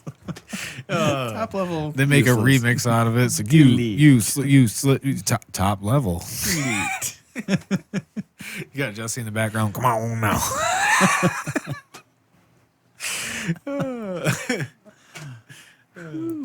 Damn. Yeah. But yeah, I think it's got a quality look to it though. Thank you. And Yeah. it's neat. It's not like a full size thing. It's like it's something More pocket perfect. size. It's perfect to have like on just a table. It doesn't take up as much room, but it's there. Yeah, yeah. Initially I liked it, especially for. Did like, you think for- about doing a full size? Yeah, and that was part of the idea too. And then with Backstage Pass, I started thinking about it more of with it being, you know, that we were planning on giving it away at shows and stuff. That, you know, giving away a full size magazine, that's a little harder to, you know. I mean, that you can easily stick that in a pocket, even if you fold it once. It still Right. is not super thick or anything, so Right. it really fits. You know, that was the whole idea. Is it's kind of pocket size, you know. So it I like that appeal. Plus, it's cheaper to produce it, Right. because it's smaller. So we've had some complaints about the type size. That some of the type size is a little small shit! for some people. They but, gotta bring out their magnifying glass. Like, right. But I don't know. I just kind of judge it. I'm 47 and I can read it fine. So Yeah. You're not our target audience. get some glasses and you'll be fine. It'll be fine. So But it's like, you know, if you've gone to any dispensary or something like that, though, too, you know, like you see all kinds of people at a dispensary. It's for not sure. just like, it is a big swath of the country. yeah, it's from anybody, dude. The old, you know, tall, short, young, old, like whatever, whoever you are, like you're going to the dispensary.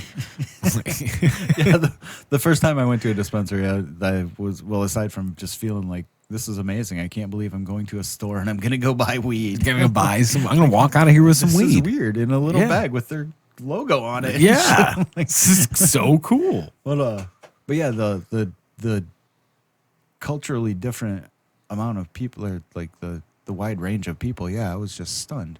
You know, I mean, I wasn't even in there that long the first time, and I was just like, what the fuck? Like everybody is Everybody's there's here. an old lady, Grandma's there's just, you know, here. it really kind of blew me away. It was very funny. Yeah. It was surreal.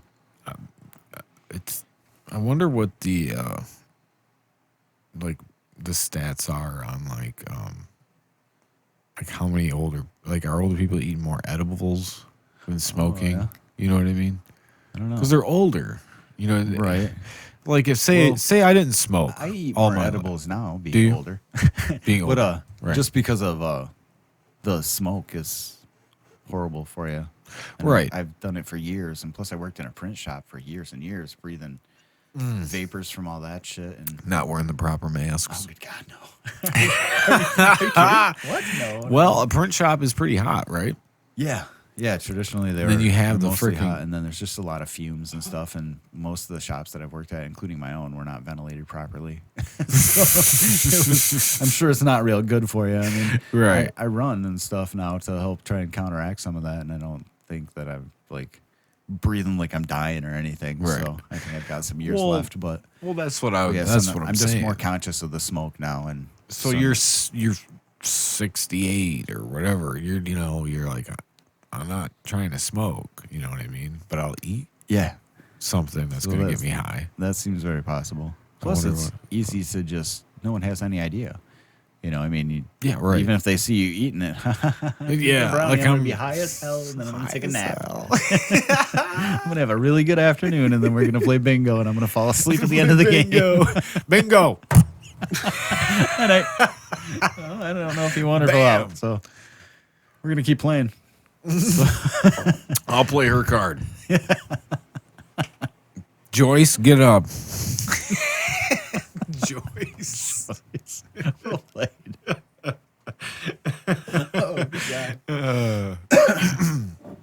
Yeah, Joyce. So yeah, poor Joyce passed out because she ate the whole brownie, and really she should have only had a bite or two. Only a bite, but it was a good brownie. That's really unfair because now I've also with the magazine I've had an unfair share amount of edibles. So it's,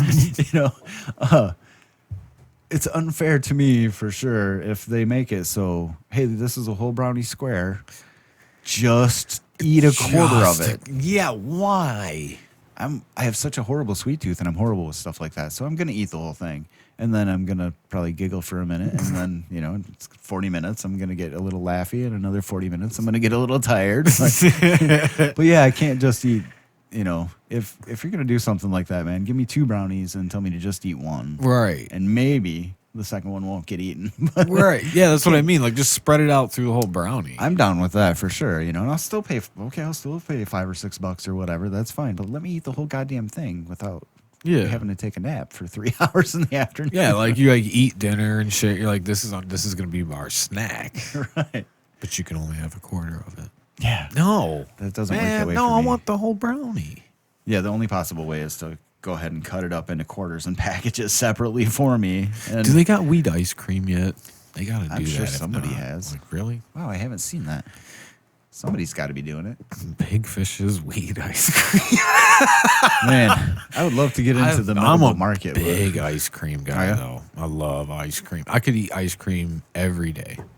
I probably could, but I stay away from it overall because it Right. just seems like a bad idea for It me is. to eat it every day. I could eat it. I don't, well, but I right, but could. I'm I an could eat obsessive, it. crazy person though. Like especially with food stuff that I like, because like my cookies that I make chocolate chip cookies, and it's Yeah. like my crack that I figured out how to make a cookie that's exactly the way I wanted it, and I literally made cookies like every week for like 3 months, Holy and yeah, just kind of tweaked it a little bit each time, and it's like, oh well, I'll add some of this next time, and I'll change this time, and figured out how to make it exactly the way I like it, and I eat way too many of them at a time. I'll eat 5 of them at a time. Oh, It's yeah. like I'm ridiculous, and I'll do that a couple times in a day. So I'll make a batch, and it's usually like 45 to 50 cookies, and I just give them away. So I'll like give them to customers or friends or whatever. I should have Yeah. made some and brought them to you, but I wasn't thinking that far in advance. I Sorry. love chocolate chip cookies. They're horribly unhealthy too. They are. ridiculous. They're like mine are really bad. There's Are tons they? of sugar, tons of butter, tons of everything. They're really good. Now I've talked them up, and Yeah. we don't have them, so that's unfair. Damn it. See, even me and my wife, like, we still haven't like mastered like how to get the cookie the same every time. Do the same recipe. We do, but sometimes like it's like just it's different. I think our Like- oven sucks for one. That doesn't help. So Like different yeah. ingredients too make a difference. Like different sugars or whatever. Like if you use a different sugar from this time to the next, it might make like a difference. even like a Meyer brand to a Great Value. Maybe. Oh. I don't know. I know that some I guess that's a good. of them for some observation. things from brand to brand. That's because I had variances too, and I didn't really Okay. understand it until I really started. I'd just get the same brand of the same fucking thing every single time, And it's not really like consistent. Like they're very like different in taste, but it's more like Like the the way texture sometimes Yeah, the will way they change. turn out. Like sometimes they'll have like these like it'll just be like a little more flat to where next time they're a little more airy.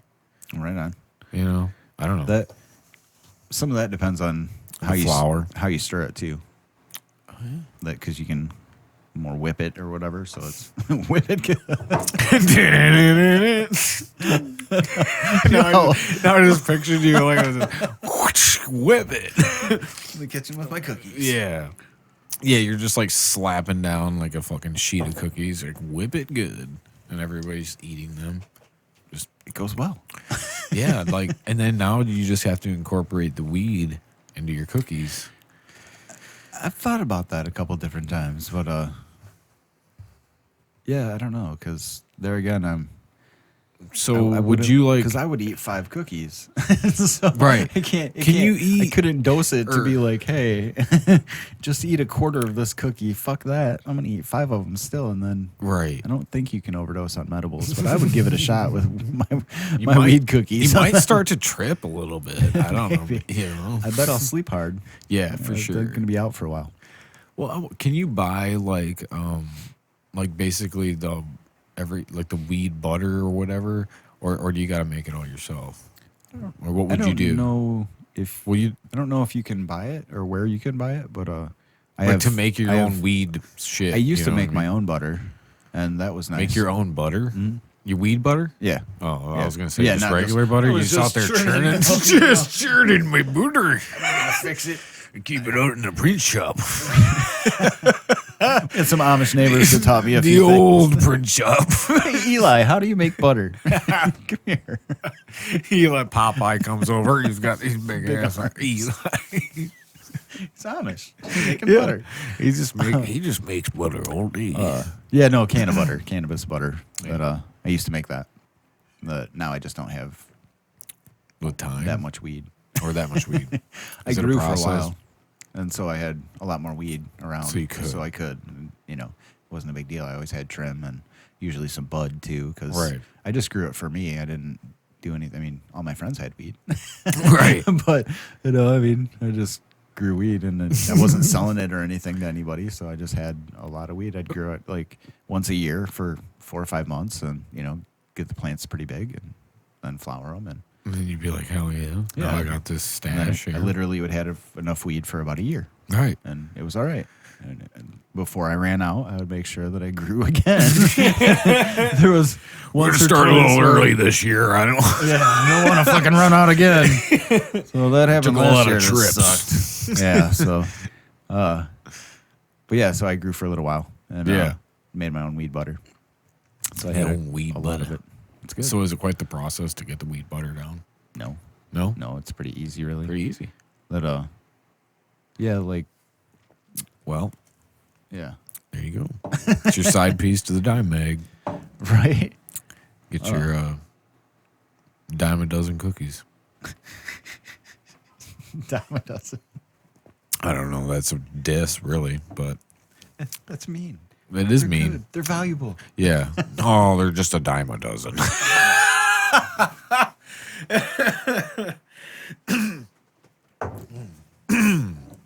But I don't know. Yeah, I've thought It about just goes putting, along with it. putting weed in them, Yeah. but I haven't. You got to do it.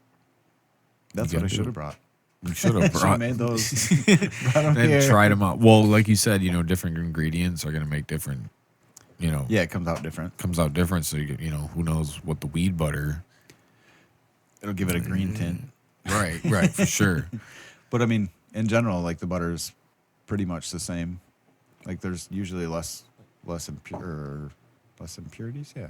I get skeptical about when you eat edible though, and it like doesn't taste like anything. Like there's like not any sort of Like you hint. can't taste it. like nothing. Yeah. Like it's just like it just tastes regular. Have you had any that tasted I haven't regular had a and you lot. still were I haven't had a lot, and it's mostly been like a sucker or something like that, And I haven't gotten much off of it.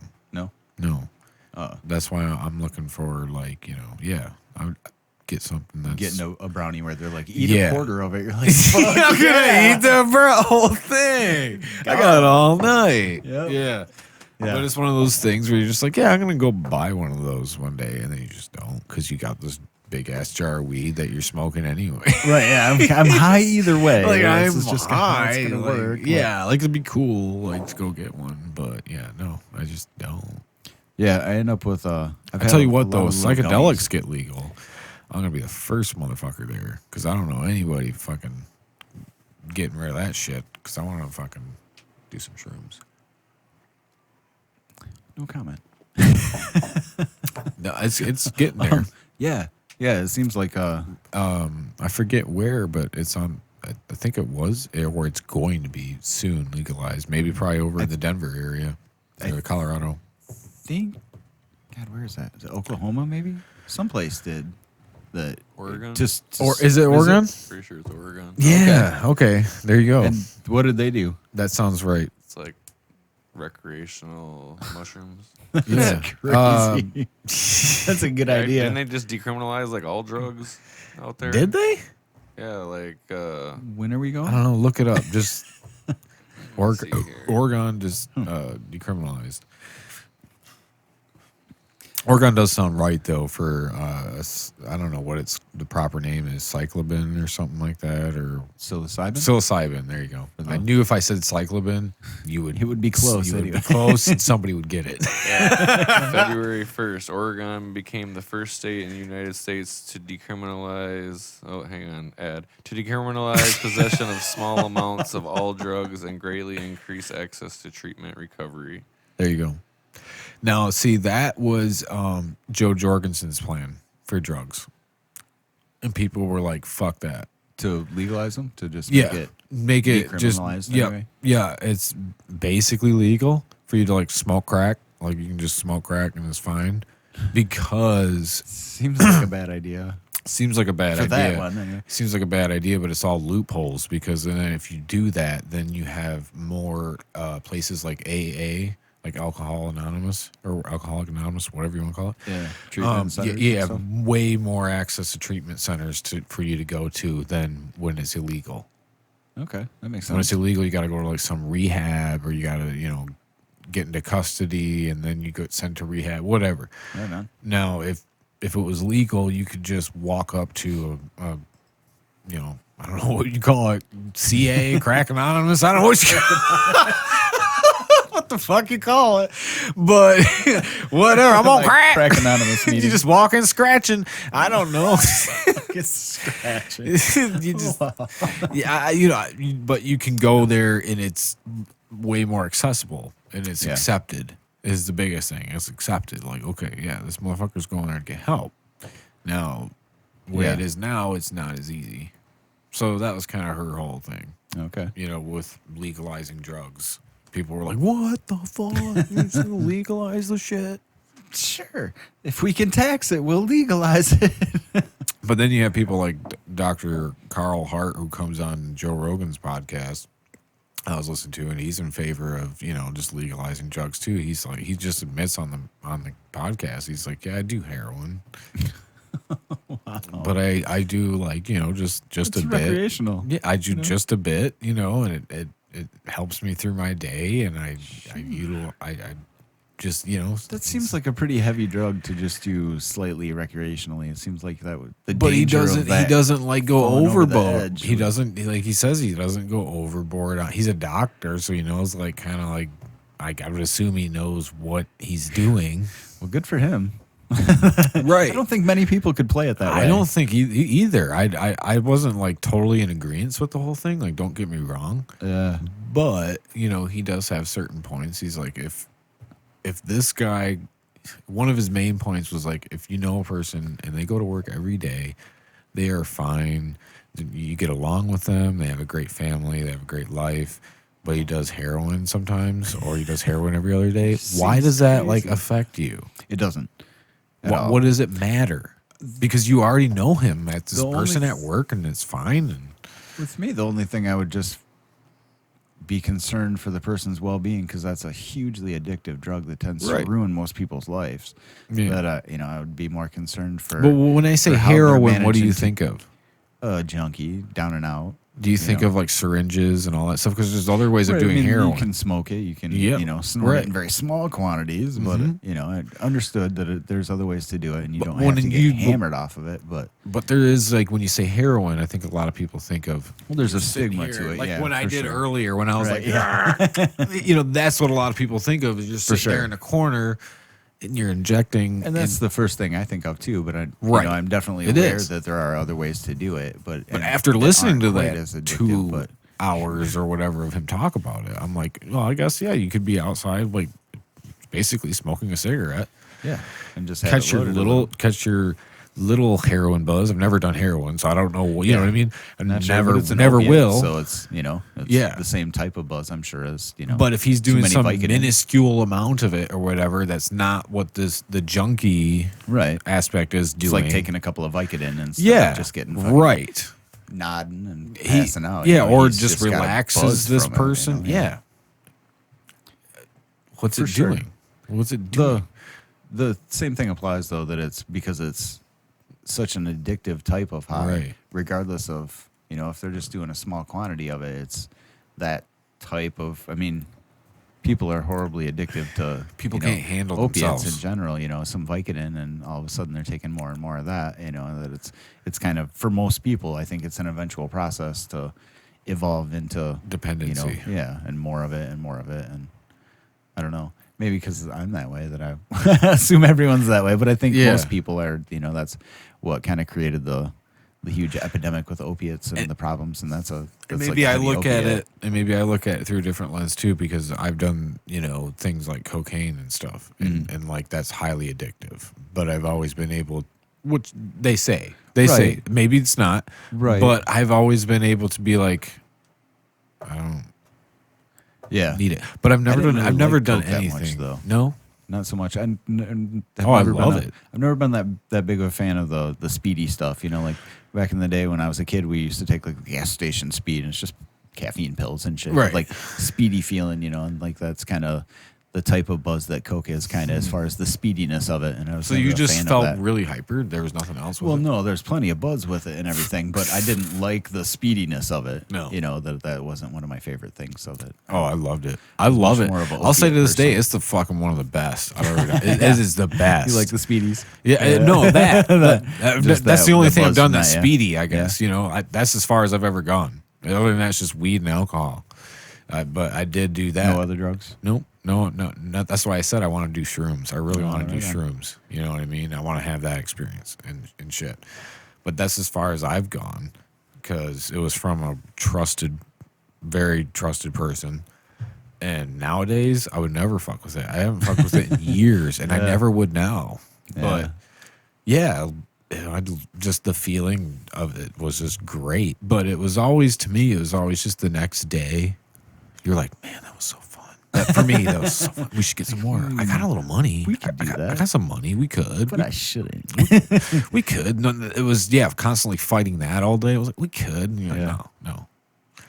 And then the next day, you're like, whatever. For me. Right. But I can see during that day after If you did it, how it would become a habit pretty why quickly. people could. Within a couple days of doing that, and all of a sudden you're hooked good. So that's where I Yeah. kind of get my stance of it's like a lot of it's mind power. Yeah. It is a lot of mind over matter, but then I don't know. People have chemical imbalances. People have all Yeah, things that people could be are going on in different, their that it's- mind. yeah. Everybody's different. Nobody's created equally. So everybody has their own struggles. So it's like, but that's just for me. Right. What works for me is just like, you just got to fight that the next day. Like, oh, it was Yeah. so fun, though. We were Seems up. like such a good idea today. But then when you try to go to sleep at night, you're like, fuck. There is no sleeping tonight. It's not happening. I would go to sleep every night, though. Yeah. Every night, though. It would be maybe sometimes it was like, 4:30, 5. But Yeah, I'd go sometimes sleep. the sun was coming up, but I would sleep. I wouldn't. It was rare that I did.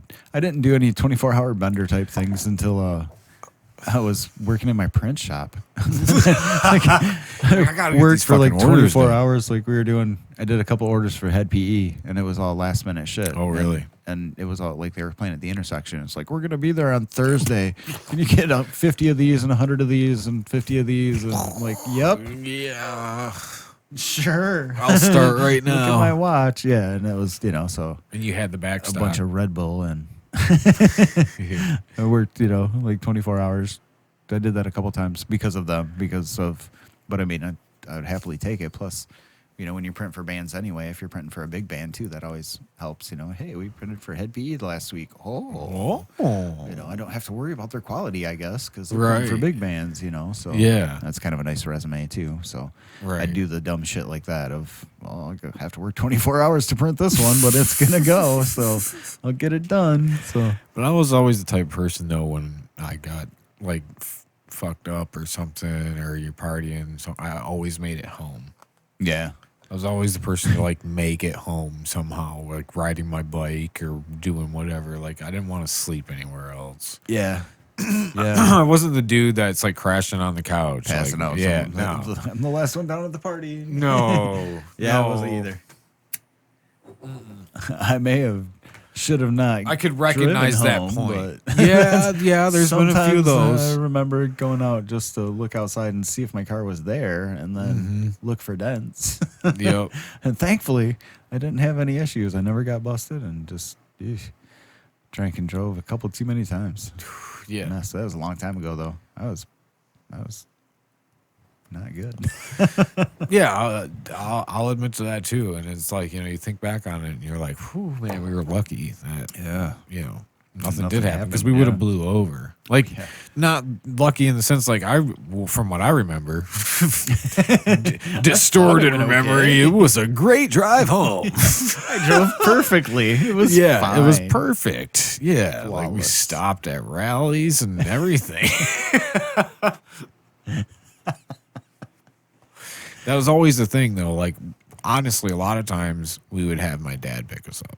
Oh, okay. My dad was like in on the whole thing. He knew what we were doing. Like, when I say we, me and my wife, because we've been together since I was a sophomore and she was a freshman. So that was like the party years for us. Yeah, like yeah. by the time I turned 21, I was like, I'm fucking over it. I'm done. I'm done. I guess I'll Did go it check all. out the bar. I guess I will see what that's all about. But I'm fucking done. I did it all. I'm good. So like we would just like straight up say, yeah, we're gonna probably be drinking, and so he would come pick us up, and every time it was like McDonald's or rallies. We're stopping for food for sure. Yeah. Oh yeah. Yep. Funny. Yeah, that's a pretty good advantage. But That I kept you out of worked. trouble. But I worked at Wendy's when I was like 15 Okay. or something. So we would buy, so he would stop. Like he would buy him something too, Right. You're getting Yeah. something out of it. That Come was and get pretty me much. and take me to food. No, and that get wasn't something. every time. Like when it was with me and Alyssa, my wife. Like Yeah. we would, but if I was by myself, I'd be going home by myself, like with my bike or something. Right. But yeah. If you have somebody with you. Bike Especially rides, her, bike obviously. rides, drunk. That seems like a bad idea for me. No, it's so fun. Oh, it probably is fun. I would just come home with bad. I would fuck that up. Like I said, tend though, to I would get too drunk, recognize when I though. had to leave. I was like, okay, I have to leave now, or if Yeah. I have any more, like I'm gonna be fucked. Usually, I would get to that point. I'd be like, You'd I be already be I fucked? should have quit 2 beers ago. Fuck. yeah. Now I you gotta got get the home. late response. You're like, I shouldn't have done that. To Well, where I'm like, yeah. I better not do anymore. Well, like I'd have a little voice in the back of my head being like, "Hey, you should probably go," and then I'd be like, "Well, that chick said hi," but that was a long time ago. That was before I was married and stuff. That was when I was in a band, and Right. That's when I was really bad because Right. I would go ahead and hey, well, I'll just have one more beer, and then I'd I guess, yeah. like, shotgun that beer. And Well, drink when you 2 have more. that other, she she said this or whatever, or vice versa, for a female, well, he said that, whatever. I've never really, because I didn't party a lot. yeah, And then, I started getting in with this group of friends, and I started kind of dabbling in the partying, and that's when I met my wife, my Okay. current wife. So I never really had that at a party, like, oh, she said hey to me, Right ooh, on. maybe I should stick around longer. Then when you stick around longer, you're gonna drink more. yeah, for sure. And then, So I never do really whatever had a she's lot of into, that. and, Yeah. it's like, oh well, okay. Yeah, so my life path in that Yeah, sense that was changed a little different. Yeah. I never really had that, like, Like early on, I was pretty square for a long time. I drank and stuff, but I didn't smoke pot. I probably started that around 15, 14 maybe. I was about But- 16. Aside from that, I didn't really do 15. much through most of high school and stuff. And then after that, once I graduated and then left Coldwater, then Coldwater? yeah, I grew up in Oh, Coldwater. so that's what you mean by small town? Yeah. Yeah, Coldwater is little small. itty bitty tiny Oh, Coldwater. small. It is very small. Did you ever go visit the Cheapers Creepers schoolhouse when you guys were kids? No, I did not. No? Do What, you know about it? Because that's yeah. down there, right? Yeah, Yeah, it's down that area and stuff. But no, I didn't. I was just anxious to get away from there. I didn't want any part of any of You the didn't want any war or part of it, anything. no. Yeah, I was just not a real big Were you fan born of the there? small time. No, I was born over by Detroit. And then we moved there when I was like 4, maybe? Oh, yeah, before Something school. like that. and So all yeah, that, yeah. So that's most of my memories were from Coldwater. I don't Right. really remember much from the house Detroit, before like- that. You know? So, yeah. Born in Detroit, bitch. Yeah, like well, I was I'm born hard. there. Shit. I'm hard. I grew up in the smallest little, Coldwater's a little town. Coldwater, yeah. But yeah, so I was anxious to leave, and once I left there, then I was pretty much unsupervised. You know, Right. I left town and started a band, and I just wanted to live the life of hey, I'm a rock star, and so I did everything that I thought you So should how do. old as were a you rock when you star. left Coldwater? 23, maybe 22, 23, I bet. Early 20s, anyway. Did you work anywhere in Coldwater? Oh yeah, Where'd you work when you were I younger? worked What was your first job? We'll just go there. What was your first job? in a kitchen in a convalescent home, like an old folks home, Was it? and I washed dishes Wash dishes. at like 15, I think, and 15. then got a restaurant job at a restaurant, basically doing the same thing, just washing dishes, but then it was nights instead of days, and it Did was you like that better? paid better, Paid better. and I could smoke there. Oh, nice. They were a lot cooler about the Hey. about the help smoking in the kitchen, so they did not care. Pretty much is how that worked. So Oh man. so yeah, showing your age now. yeah, because You that was smoked there. not just in the building. But I in do the kitchen, remember and they being did not able care. to smoke when I was 18. You could smoke at Ponderosa and Okay. stuff. How I old do. are you now? I am 30. Okay, Going to be 31 in August. right on. So So yeah, you remember that anyway. I do remember like being a able smoking to. section Yes. and stuff. It was And I- walled off, maybe. It was so stupid. Like, like at the Ponderosa we went to, like it was when you walked in, you ordered, and right to the left was the smoking section, and then like just a little bit beyond was the non, and there was no door, barrier, no nothing, The smoke is like, come on. Smoke over here, but not over here, because that smoke Yeah. isn't going to pass this booth. Yeah. it's not going to go. But now, but now, honestly, when I look at it, I'm like, it's okay, it's all right. I don't have to smoke at Ponderosa. Like, I can smoke when I leave. I don't have to smoke a cigarette. It was nice, you know. Yeah, For when I me, was a smoker, I liked it too. Yeah. you know. yeah. But then now I think about it now, and I'm like, yeah, it's fine. I don't have to smoke there. Yeah, I don't. Yeah, Or I got this thing, like you could use yeah, that. that's the advantage there for sure. You know, having those that it's like, well, you can't smoke. Okay, I've got this. I'll be fine. Yeah, but some people don't allow that too. But that's Yeah. not the point. The point is like I don't have to while I'm having a Yeah, meal. I'm not here. going to be here for 5 hours. No, I I'm think gonna I'll be all right leaving. without smoking. Now, people at the bars, those are the ones that were like, ew. yeah, Like, that's you a got problem because I am going to be here for 5 hours. at the little Keno machine I have or to something. go outside. You mean to smoke? Yeah. And I'm going to be here for. It snows in Michigan. You know that, right? Yeah. Great. I have to go outside. Cool. Well, dude, this was a great time having you on. Yeah. Got a time? Yeah. Well, That went fast. I think so. It's been like what, a couple hours? Has it really? Just under 2 hours. Right Holy now. shit. Wanna do Just- questions? Oh, do you want to do the questions? Questions? Do you want to answer some rapid fire questions? Maybe not. Are you sure? I don't know. Sure. What are the questions? You'll Can find I say out. no? Jesse can hit the buzzer if you take too long. Uh-oh. All right, everybody get ready for wave 2. Where are my questions? Dude, I totally forgot about the segments.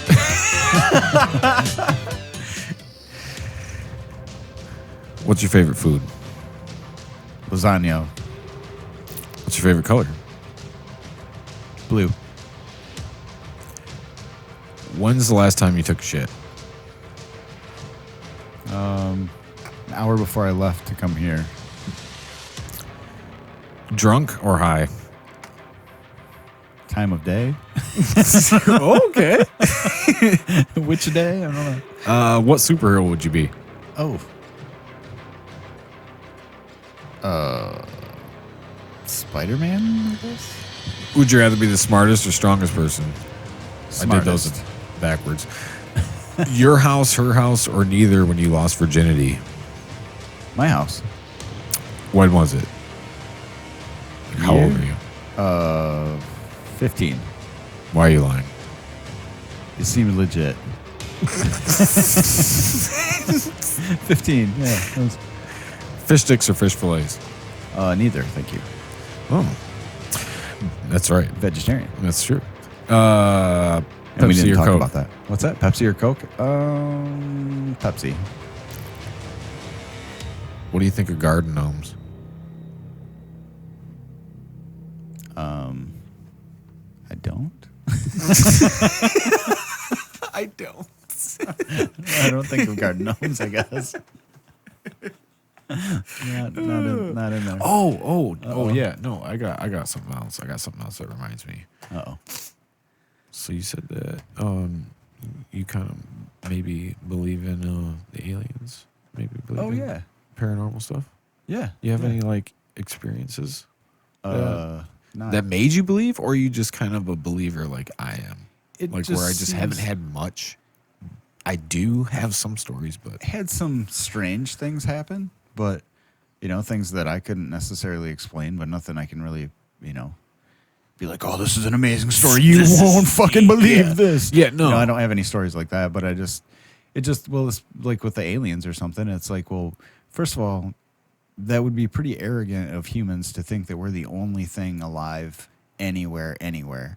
If you think of every star is the size of our sun or larger or maybe smaller, and there could easily be a solar system on every single one of those, just in the ones you can see, the probability of one of those planets that you can't even see because all you can see is the light from the stars, the probability of one of them supporting some form of intelligent life is way too high for me to not believe that for that to not exist. They may not look human, they may not be whatever, they may be way fucking smarter than us, they may be dumber than us, but there's got to be something there for sure. I can't imagine just with the stars you can see with the naked eye. with the naked eye. To think of that many, and just even average it out. Okay, well, we got what, 9 planets on our solar system? Okay, just count up the Isn't stars it you can 8 see now? with your maybe. Because Pluto Okay. got ejected. Oh, well, fucking fuck you, Pluto. So 8. I get 8 and a big moon. I don't know. But even if you figure it that way, that as far as, okay, well, multiply the number of stars you can see with your naked eye times 8, because there may only be 8 planets roughly. Yeah. What the fuck? Yeah, no. There's plus like during the corona times, the government admitted that they Yeah. saw UFOs. Like they have proof or whatever. We're not going to tell you what, but we're going to say that we acknowledge the fact that there's unidentified They flying changed the objects. name now. It's like UPA or something, UAP or Okay. something. What's that stand for now? Jesse, look it up. look up new acronym for UFO. Yeah, they changed it. And Well, it's probably so that they can. what I change was the listening to was the context of it, stigma. They Yeah. changed it due to stigma of Well, sure. UFO. Because then, yeah, if you change the name, then it's something different now. It's yeah, it makes sense. Sure. You ever heard the Bob Lazar story? No. The guy that Maybe, but I don't think so. It doesn't sound familiar. he's come out. He's been on just a couple podcasts, but his story's been the same since the 80s Okay. about how he said he worked in Area 51. Oh. He was a UAP, UAP. unidentified aerial phenomenon. Oh, that doesn't make it sound much less of a we're calling No. it a phenomenon. That makes it seem just Right. as good as UFO. But okay, well, nice choice. 'Cause Yeah. you kept the same connotation. It's gonna have the same It's stigma. the same But, shit. Okay, any Bob Yeah, was yeah. Well, I highly suggest looking up. Just listen to the Rogan one. But he's been on one other. I can't think of the name of it. But I obviously listen to the Rogan one. Yeah. And he goes through and he was like a lab technician at this Los Alamos lab in Texas, I believe it was, or Oklahoma. And he was picked to go to this to work in Area 51 and he worked there. What he says in it is that he was like basically working on this molecule. Name's drawn blank because we smoked, but you got delete. You know, you got to look it up because he talks about this shit that they were working on and how many like UFOs that were there. He says there was like 9 that was they just while had he there. was there. And Yeah.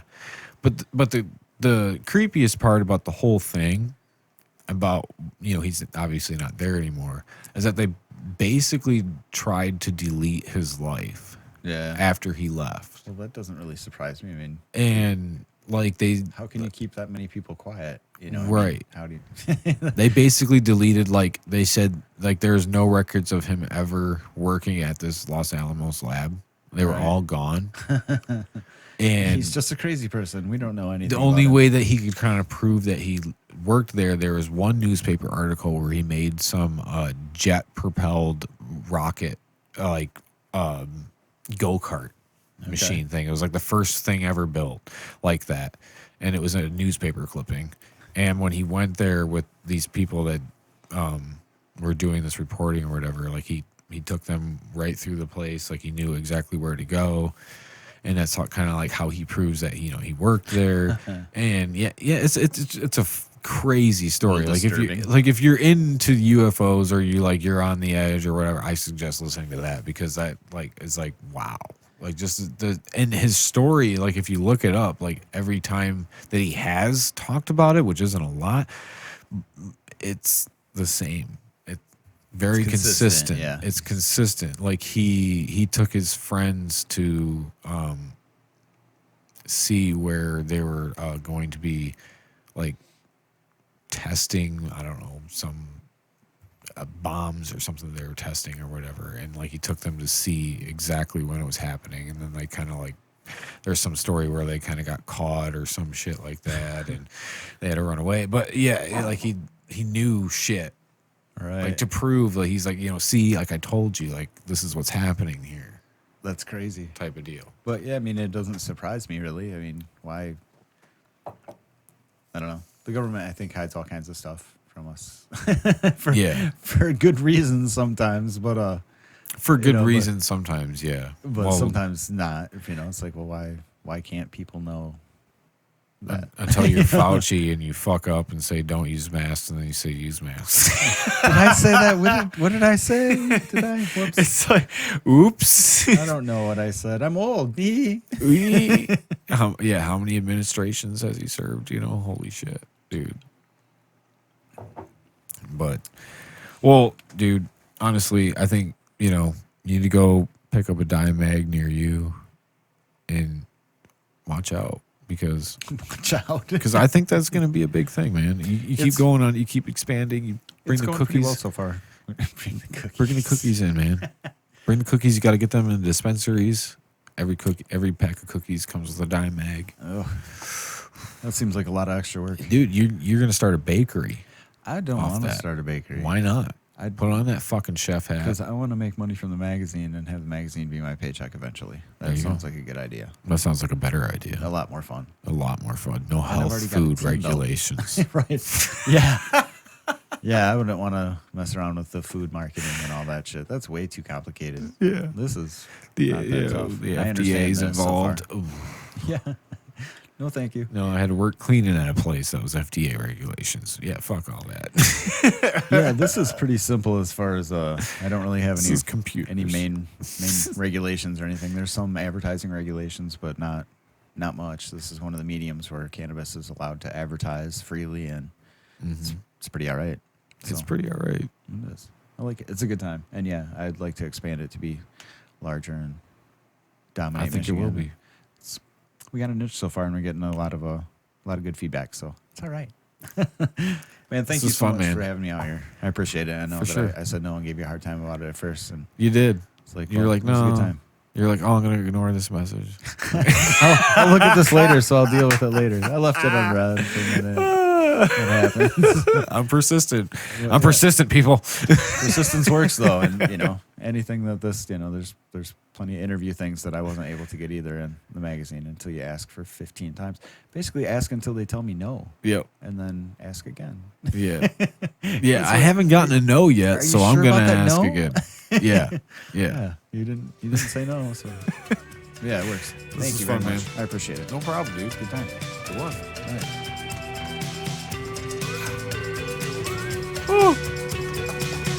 If you don't mind, I got a